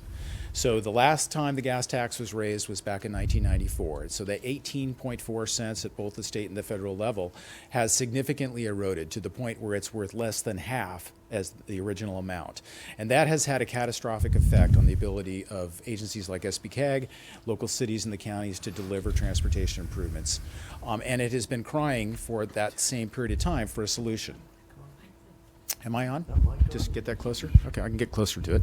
Thanks, Supervisor Adam. The state legislature has stepped into that void and passed SB1, which is a really significant change. And it is, in addition to providing additional money for transportation, it really gets at this fundamental issue of the erosion of the purchasing power of the gas tax. And that is probably the most significant part of this legislation. It'll provide $5.2 billion on an annual basis to transportation in California. And I've got some slides that can give you a little bit of the sense of the context of that. And it's aimed primarily at a fix-it-first philosophy. The problem has been that we just can't keep up with local road maintenance and state highway maintenance. And so the focus of these dollars is aimed at addressing that specifically. There's additional money available for congestion relief and to advance improvements to the system, but primarily the vast majority of these dollars, about 72% of all these dollars, is aimed at maintenance of existing transportation systems. The governor signed the bill. It was approved by a 2/3 majority in the state legislature. It took that to achieve this, otherwise it wouldn't be possible. And there are a number of tax increases as part of this package. When you boil this all down, though, the amount of money that we're actually asking the taxpayers to pay is relatively modest. The 12-cent increase to the state gas tax represents about $6 a month for the average motorist. The average Californian drives 14,000 miles a year. That's about 583 gallons of gas a year times 12 cents gets you to about $70 a year, about $6 a month in additional increase. The additional fees that are being assessed on vehicles are also broken down by the value of the vehicle. So for cars under $5,000, there's an additional $25 annual fee. Cars between $5,000 and $25,000, it's $50. Between $25,000 and $35,000, it's $100. And then it's $150 for cars with a value between $35,000 and $60,000, and $175 for cars over $60,000. So in spite of the fact that this provides a lot of money for transportation, the actual cost to taxpayers is relatively modest. One of the interesting parts of this legislation is this bill also attempts to address the problem of zero-emission vehicles. That, in addition to the inflation devaluation of the transportation dollars, is an increasing problem. As more cars enter the vehicle fleet that don't use gas, they cause wear and tear on the roads, but they don't pay a gas tax fee. And so this is an attempt. There's now a $100 annual fee that's going to be placed on zero-emission vehicles in the future to help compensate for the fact that those cars aren't paying a gas tax but are still using the roads and impacting them. And the most important part, I think, is that all of these fees are adjusted for the consumer price index on an annual basis. So both the gas tax increase, the diesel increase, the resetting of the gas tax to its traditional amount, all of those are reset every year on an annual basis. So the additional revenue that are being generated for transportation improvements isn't going to erode with inflation going into the future. So we're going to be able to maintain these investments in time. Director Adam, do you have a question? Go ahead. Yeah, if you could go back back. to the last one.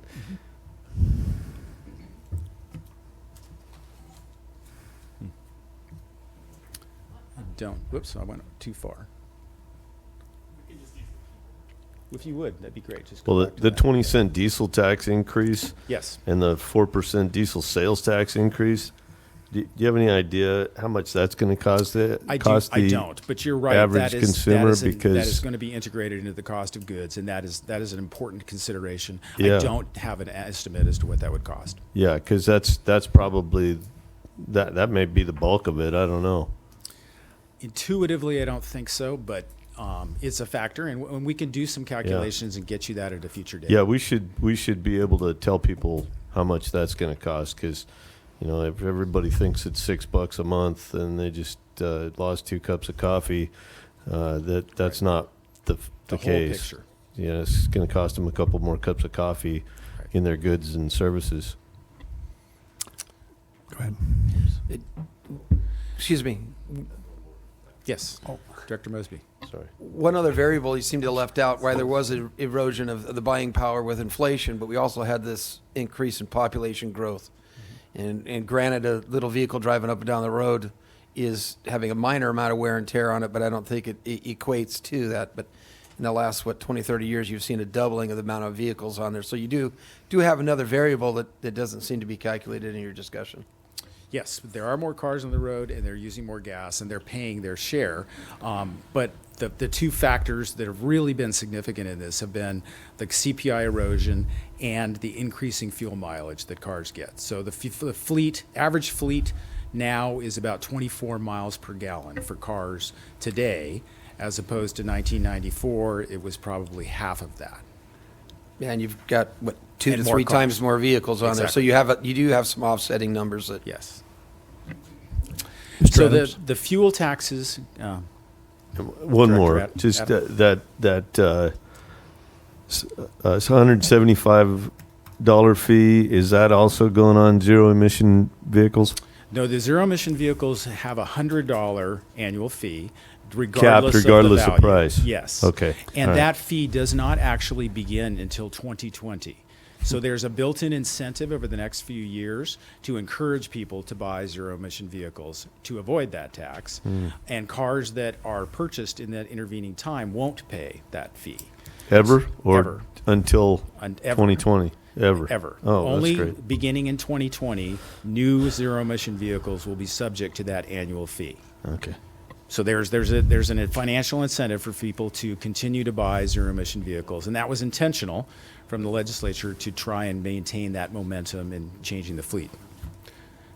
The taxes are not all assessed at the same time. They're going to be phased in over time. So you can see this implementation schedule creates complexity to estimating the annual revenues that are going to be coming from this, because there's not a certain date when these taxes all begin to hit. They evolve. The fuel taxes begin in November, the registration fees next year, and again, I mentioned that the zero emission vehicle fee doesn't begin until 2020. This is where all the money's going to go, and this is where I said 72% of all the dollars go to those top 3 elements: the investments to state highways, local roads, and to transit. The bulk of the additional money is through competitive grant programs that are available through the state that SBCAG and local agencies are going to be able to compete for, and I'll talk more specifically about those programs in a minute. This is our estimate, or actually it's the Department of Finance's estimate as to the dollar amounts on an annual basis that the local agencies will receive once all of the fees are implemented fully. So this is a conservative estimate. There are additional estimates that have come out from the California Association of Counties and from the League of Cities, looking at this more carefully. We can't say with certainty that you can use these dollars for your budgeting purposes. Your local staffs are working very closely with CSAC and the League of Cities to get a more fine-grained number, and the CTC is also working to revise those estimates. And we'll keep everyone apprised as time goes on, but this will give you a sense of how much money is available to local governments. And the County of Santa Barbara, obviously, through this formula system, is a significant beneficiary in comparison to the local governments. The formula was weighted to be very generous to counties. Director Hartman has a question. Yes. Could you talk a little bit more about your previous 2 slides ago in self-help counties? Yes. I assume Measure A is part of the self-help, but as we have more local money to contribute, does that go up? Could you just elaborate so I better understand that Yes, concept? I have a slide that talks more specifically about that, and I'll get to that in just a couple minutes. And it's changing literally by the hour. Sarkis Kacek, our staff person who attends the California Transportation Commission meetings, is there today. They're having their meetings yesterday and today, and I was texting with him earlier today to find out exactly where the CTC is on all these programs. So I'm going to have to refer to some notes when we talk about that, but it will be literally as of last half hour. This, I think, is helpful to get a sense of the scale of what this additional funding represents to the counties. Ignore the dollar amounts on the left-hand column. I borrowed this from a CSAC slide presentation just to give you a sense of how much additional funding is going to be available to the county. The 2 blue lines, different colored blue lines, are kind of the traditional funding streams that have been available to counties. So you can see the dollars were kind of rising up until 2014 and then declining into pretty severely down into 2017. And that has to do with the price of gasoline. The state legislature blended the sales tax and the gasoline tax with their strategy to address the financial conditions that they were in. And as a result, as gas prices declined, the revenues that went to transportation declines. And you can see that very severe drop there. Now with the indexing of those taxes to inflation, The blue lines will begin to continue up as inflation increases. You can see that happening in 18, 19, 20, 21, and 22. The orange lines represent the new money that's coming from the new fuel taxes as part of this relationship. And the light yellow line is the loan repayment, which is a one-time thing. The state is basically going to be paying back the transportation funds that were borrowed during the recession. And so that funding source ultimately will go away after this transition period. But it gives you a flavor of how significant this additional money is to county government in particular. This ratio would be different for cities because the formula is different, but it does represent significant new revenues. There's also transit funding that comes by formula and by ridership. This is the component that's based on ridership. There's an additional $2.4 million per year that goes to local transit that's on a population basis. This is the fare box component of that, and it shows you the relative numbers of ridership for the different services around the county. These are the programs that I think have tremendous opportunity for our regional projects and also for local governments too. These are the various competitive grant programs that the state has created with SB1. These are annual funding amounts that's going to be available permanently going on. These funds are also indexed for inflation too, so they'll continue to grow. And the CTC is planning to hold workshops on June 8th and 9th to further develop the guidelines as to how they will allocate these funds. SBCAG intends to hold workshops with our local agency partners to explain this process as it evolves and make sure that everyone is fully prepared to compete aggressively for these funds. The freight program, the $300 million for goods movement, is a combination of new money from the state, this $300 million, with the federal grant, or the federal freight programs that have been allocated through the Fast Lane program. And the state was originally going to go ahead with a grant application process for the federal freight money very quickly in this fiscal year. And we were poised to apply for that for the 101 freeway. They have now, as of yesterday and today, decided to change that and combine this money with that federal freight funding and have that call for projects in October of this year. So it gives us a little bit more time to make our applications, but we're gonna be competing with the 101 project for that funding. The Solutions for Congested Corridors is designed specifically to help with capacity increasing projects like the 101 freeway. This is the state's attempt at sort of a tiger program. This is not a formula money. This is competitive money statewide. It's $250 million, and it's aimed specifically at congested corridors like the 101 and trying to provide state funding to help with those projects. So we're going to be competing aggressively for that. The CTC staff report had a description of the process that would get to an August 2018 allocation date for these funds. That has now been moved up as well. The new target is to have applications in October of this year and decisions in May of 2018. So that's going to link up with the federal freight project and the goods movement program as well. The state and local partnership program is a project that used to exist that provided money to self-help counties on a formula basis from the state. It previously was a 95-5 formula versus competitive allocation. So regional agencies that had self-help transportation sales tax measures could apply to the state for that funding, and the money was allocated on a population basis throughout the whole state. And we would have a guaranteed funding source because 95% of that dollars would come to SBCAG. The CTC is proposing now to flip that allocation process to a 75% competitive and 25% formula. And that presents a challenge to us because the formula portion of this money, this $200 million, half of that would go to Los Angeles by population. So the whole state would be competing for a very small amount of money, and our portion of that would end up being very small. Now, we may do well using the competitive portion of that because we have a project that fits well in a competitive formula. So it's hard to say today what that means for us, whether it's a benefit or a detriment. But we're going to be working very closely with the CTC staff on the guidelines that determine this and trying to really get under the hood and figure out whether that's to our advantage or not. And the last element, the local planning portion, $25 million, that is intended to help regional agencies like SBCAG comply with SB 375 and the Sustainable Communities project that Mr. Imhoff described, that we have not traditionally had a funding source to assist with that. This is a relatively small amount of money to help with that effort.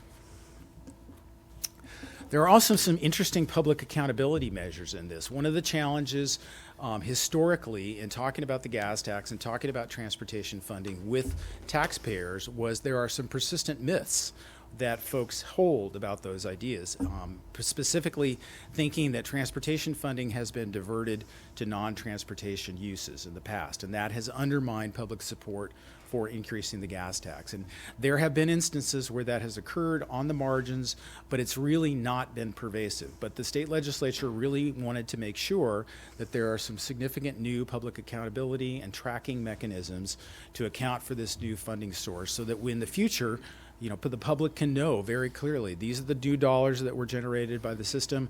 This is how they were spent. They were spent appropriately. They were spent transparently.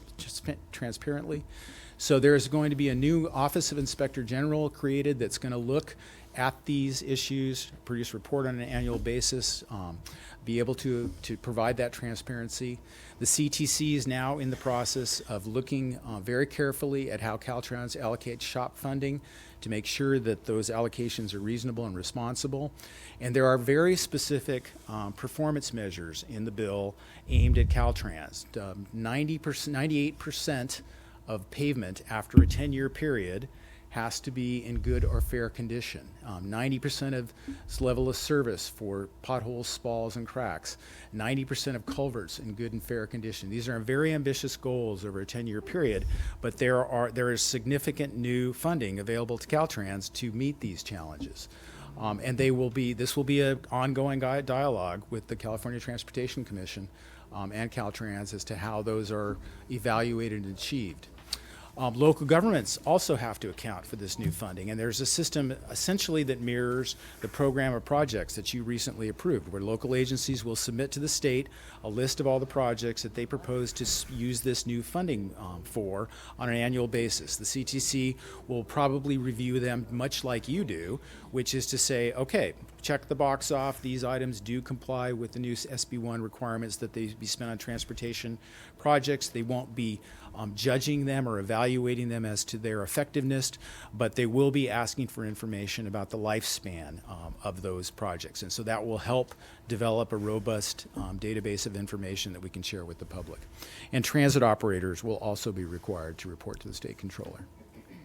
So with that, I think it's fundamentally a very good news story for local governments and SBCAG. There is new funding at the state level for transportation, significant new funding. And this really, I think, represents an answer to the question from the public of, if we give you the money to do this work, are you going to be able to achieve what you have been promising? And this, I think, fits nicely with the money that we have from Measure A and kind of segues well into the next item, which is a discussion about our trip to Washington, D.C. But I'll stop there and answer any questions that you have. Director Richardson. Under new local transit funding, you said that it was based on population? There's two portions. There's population formula, which is $2.4 million countywide to all the agencies.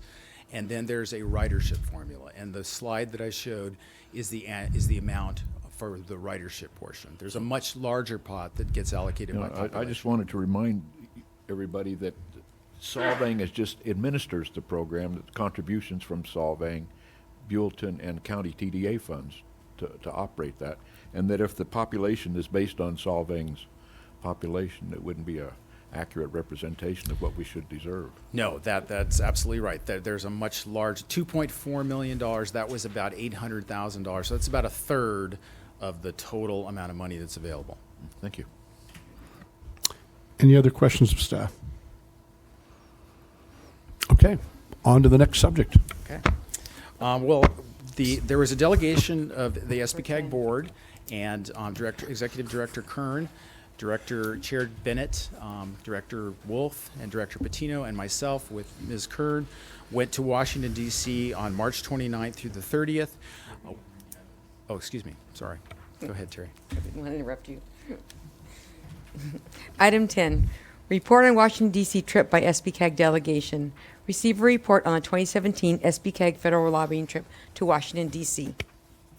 I won't go backwards. We went to Washington, and this is an opportunity to really just tell you very briefly, you have the staff report that describes the very many meetings that we had. We have an excellent federal representative in Washington, D.C., Don Gilchrist, that arranged a very full schedule. As you can see, there was really not much downtime in the meetings.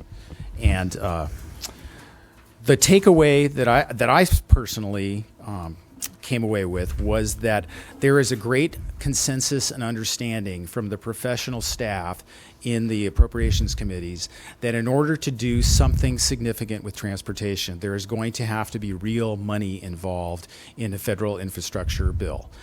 The discussion between the president's proposal and those professional staff folks and the legislative representatives that chair those committees is disconnected at this point. You know, the president has proposed that there can be a public-private tax credit style approach to funding infrastructure investment. And the word that we got in the meetings that we attended was that the professional staff and the elected officials that chair those committees don't believe that's possible, that isn't going to be the way to practically fund a $1 trillion investment proposal at the federal level, that there will have to be some serious conversations about revenue to provide funding to increase funding for transportation. Since then, Congress, on a bipartisan basis, passed the 2017 Omnibus Appropriations Act that fully funded all of the highway and transit programs that the federal government had previously authorized. That's great news. There is funding for the Tiger program. There's funding for the Fast Lane program. That was not, those items were not funded in the proposed skinny budget that the president had initially offered to Congress. So the Republican and Democrat Party representatives worked together to provide a status quo funding budget for this fiscal year. They're going to begin working on the president's proposed budget now, and we'll see where that evolves. And, I really won't even begin to speculate as to what that's going to conclude. I think, events are changing dramatically every day in Washington, and would really just stop there and offer the opportunity for the directors that participated in the trip to offer any kind of insights that they've had from the conversations that we had. Thank you. Director Patino, anything? I think you covered it very well.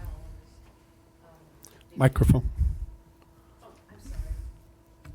They were eager to hear what we had to say, and they were looking at bipartisanship, cooperation, and hopefully something will be coming up soon. But I think you did a great job. And I want to also compliment you on what a great job you did when we met with the staffers, and we met with people that were in transportation.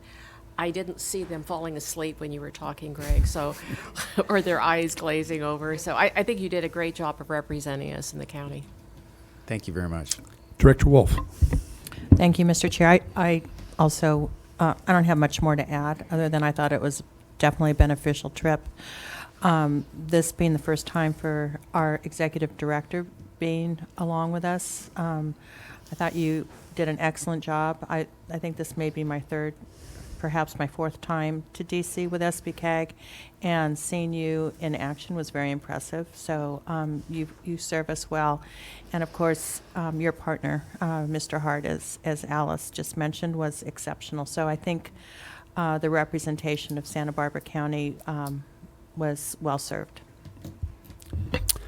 My comments, I would say the same in regards to our staff. Really appreciate the thoroughness and the fact that everybody was well versed. And I think that's incredibly helpful when you're sitting down to meet with people. I think it's always important to have a organization or face for people to be able to relate to. I think that makes a big difference when you go forward and are suggesting that you have projects that meet criteria that deserve funding. And I think that's really, really important. And I'd also like to thank our consultant who put the trip together and I thought took a very prudent timeline for much later in the year to meet, as opposed to when we typically have done at the end of January, beginning of February. So I think that was insightful. It didn't quite work out as well as we might have expected on that. But nonetheless, I think it was important, and I think it was beneficial for us ultimately. So I appreciate all the work everyone put into this. It really showed by the end of the day when we were finished. So thank you once again. Well, thank you for those comments. And one thing, just to give you, I think, some good feedback on that exercise and the conversations that we had, is that Senator Kamala Harris's staff had reached out to our federal lobbyist to ask if there was anything that we would like to ask. She was participating in a committee discussion about transportation.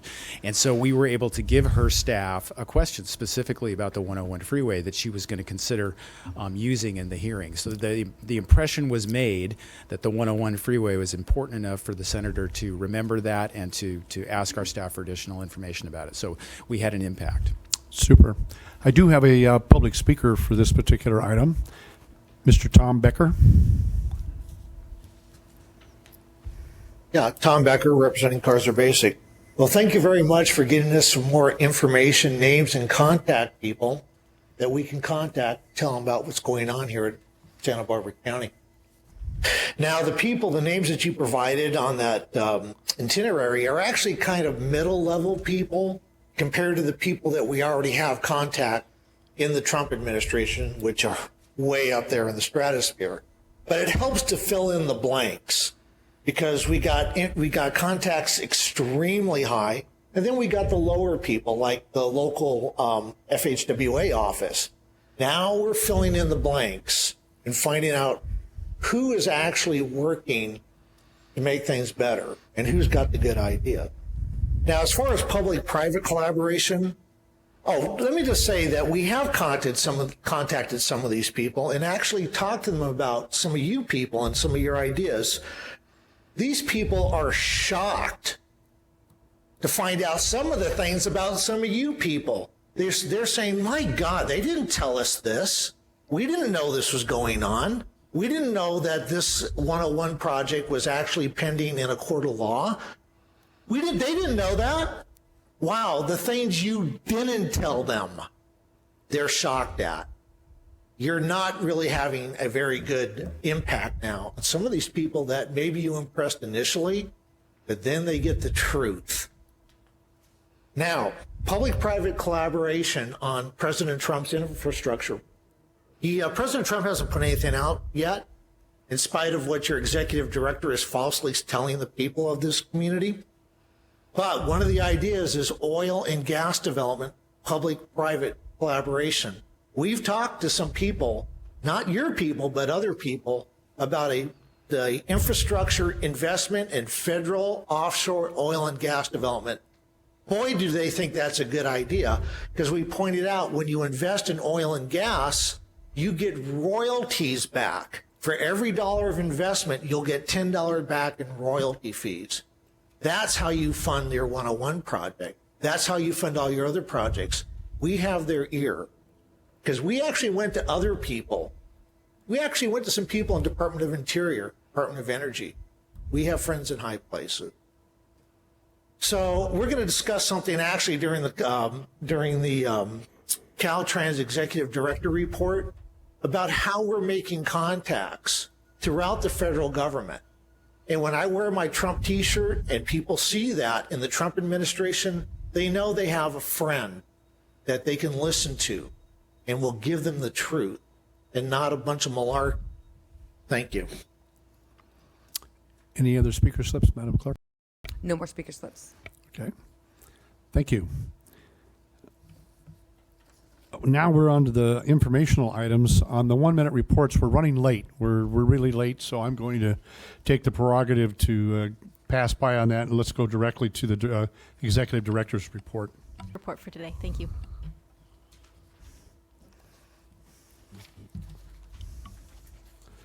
Caltrans Director's report.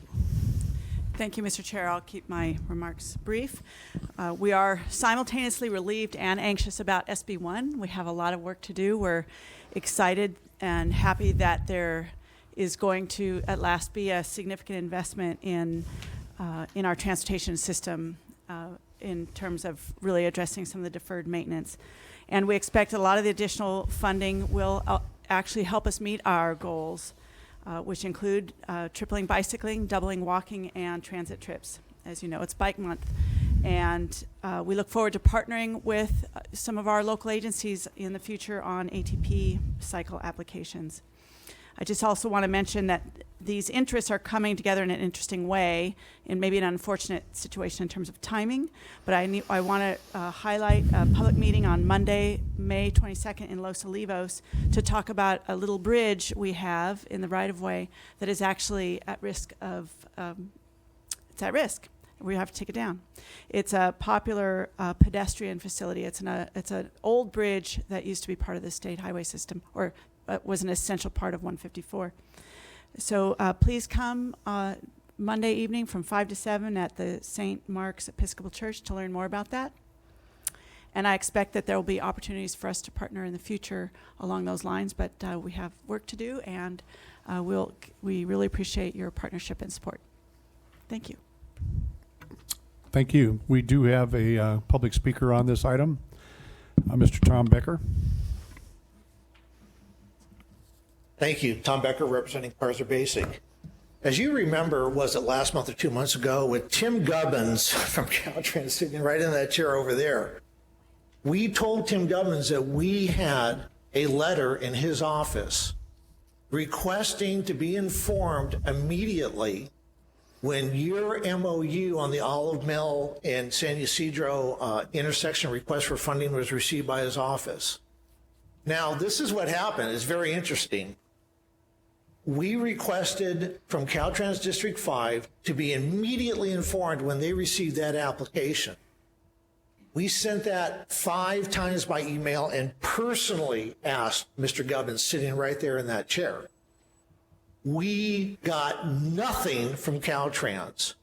We discovered, by monitoring the E76 website, we discovered when that application was sent to the Federal Highway Administration. We immediately notified Federal Highway Administration that we are planning to file a letter of complaint on that MOU. Now, I'm not going to go through the whole story. We had to get some of the lower echelon people corrected in their attitudes about dealing with public comments and public complaints. We just kind of went to the top, and guess what? Things happen. We are going to send a letter of complaint, and here's the reason why FHWA is very interested now. They actually invited us to communicate with them. They're shocked about what you didn't tell them about the HOV project and those ancillary projects. They didn't know that there was a lawsuit against the HOV, that the HOV EIR, that those intersections were not properly analyzed. They were shocked to hear that Carser Basic is involved in the EIR process. They were shocked to hear what we had to say about those intersections. And now they want to review your application. It's really nice to have people that listen to you. Now, Mark Chatillo was sitting right here just a few minutes ago saying you are acting in your own peril when you start funding things for a project that's still pending before a court of law. That HOV project and those intersection projects are pending in Judge Anderley's court. There's a revised EIR that the draft, that the final EIR hasn't been released. You're acting in your own peril, asking the feds for money and not telling them that the project is pending in a court of law. Boy, are you really taking a chance on that one. Thank you. Thank you. Mr. Chair, I have a very quick question for Ms. Lowe. Go ahead. Thank you. Thank you. Ms. Lowe, it came to my attention just recently that I know Caltrans is looking at, again, and thankfully, again, fixing the underpass at Castillo, that the pavers aren't working, and doing another project to try to alleviate that. It's my concern or question is really about the timing of it as it relates to the Old Spanish Days Fiesta Horse Parade, which that is a key area to get from the parade route on State Street back to the Carriage Museum with literally hundreds of horses and carriages. So I know that there's been some initial discussions, but I'm hoping that we can find some solution to at least keep part of that intersection open for the parade route on that day, which is August 4th. And I don't know if you have any information at this time, but, obviously we'd like to work with you on making that work. I don't see a very good viable alternative route for the parade. So, thank you. Thank you through the chair. I don't have any specific information to share with you, but I'll take that back and we'll see what we can do. Thank you. Thank you very much. Director Hartman has. Thank you, Mr. Chair. And thank you, Ms. Lowe, for noting the Alamo Pintado Creek Bridge in your comments. I just wanted to commend the work of Ms. Huddleston for reaching out to the community for the meeting on May 22nd. I just want to emphasize how valuable that bridge is to the community. As your report notes, to equestrians and pedestrians. I think the proposal is to take the bridge out and to have pedestrians and equestrians walk on the shoulder of the road on a bridge on 154. I think that is not a great idea. It's highly used. I was involved in the Maddie's project when on the County Planning Commission, and many people came to tell us how important that area was, getting through the Maddie's parking lot and over that bridge to get on to other places. So I hope you'll all listen carefully on that one. And I also wanted to note the restriping between Buellton and Solvang, and hope that you might find a process to listen to the community about what they'd like to see there before restriping that road. Thank you. I'd just like to respond briefly. Thank you on both of those points. I think in Los Olivos, I think the magic will be on some type of future project, hopefully that with new funding available, brings some opportunities there. So we have public safety to keep in mind, and the timing may not work well for us, but I think we have to continue to work on a long-term solution. And for the striping, our staff are actively looking at that, and we'll need to work very closely with the City of Buellton and their staff to work quickly to put some type of plan together. So we're trying to make something happen, but we can't promise what that will be yet at this time. Okay. Any other questions? Okay, moving on. Madam Clerk, next item, 14. Item 14, committee meetings. Director Richardson. I'm not prepared. Thank you very much. But let me comment though. We will not have a Caltrans meeting next month, so I'll recap this month's meeting. Okay. Thank you for that. Director Schneider.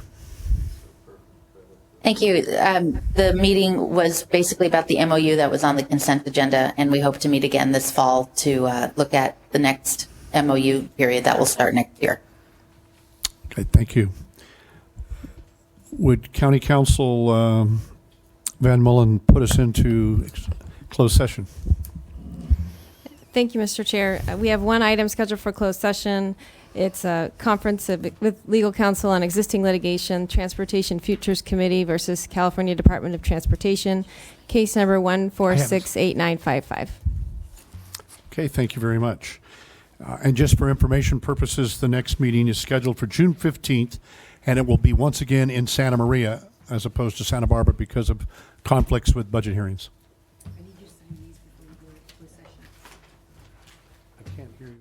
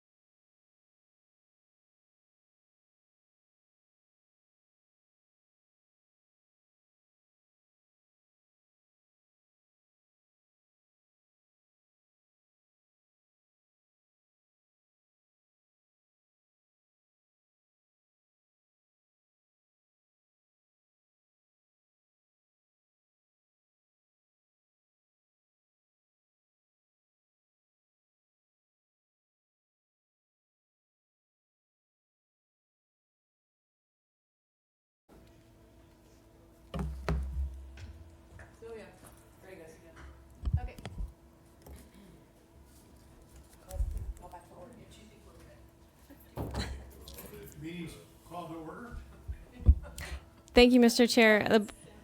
The board met in closed session on one item and took no reportable action.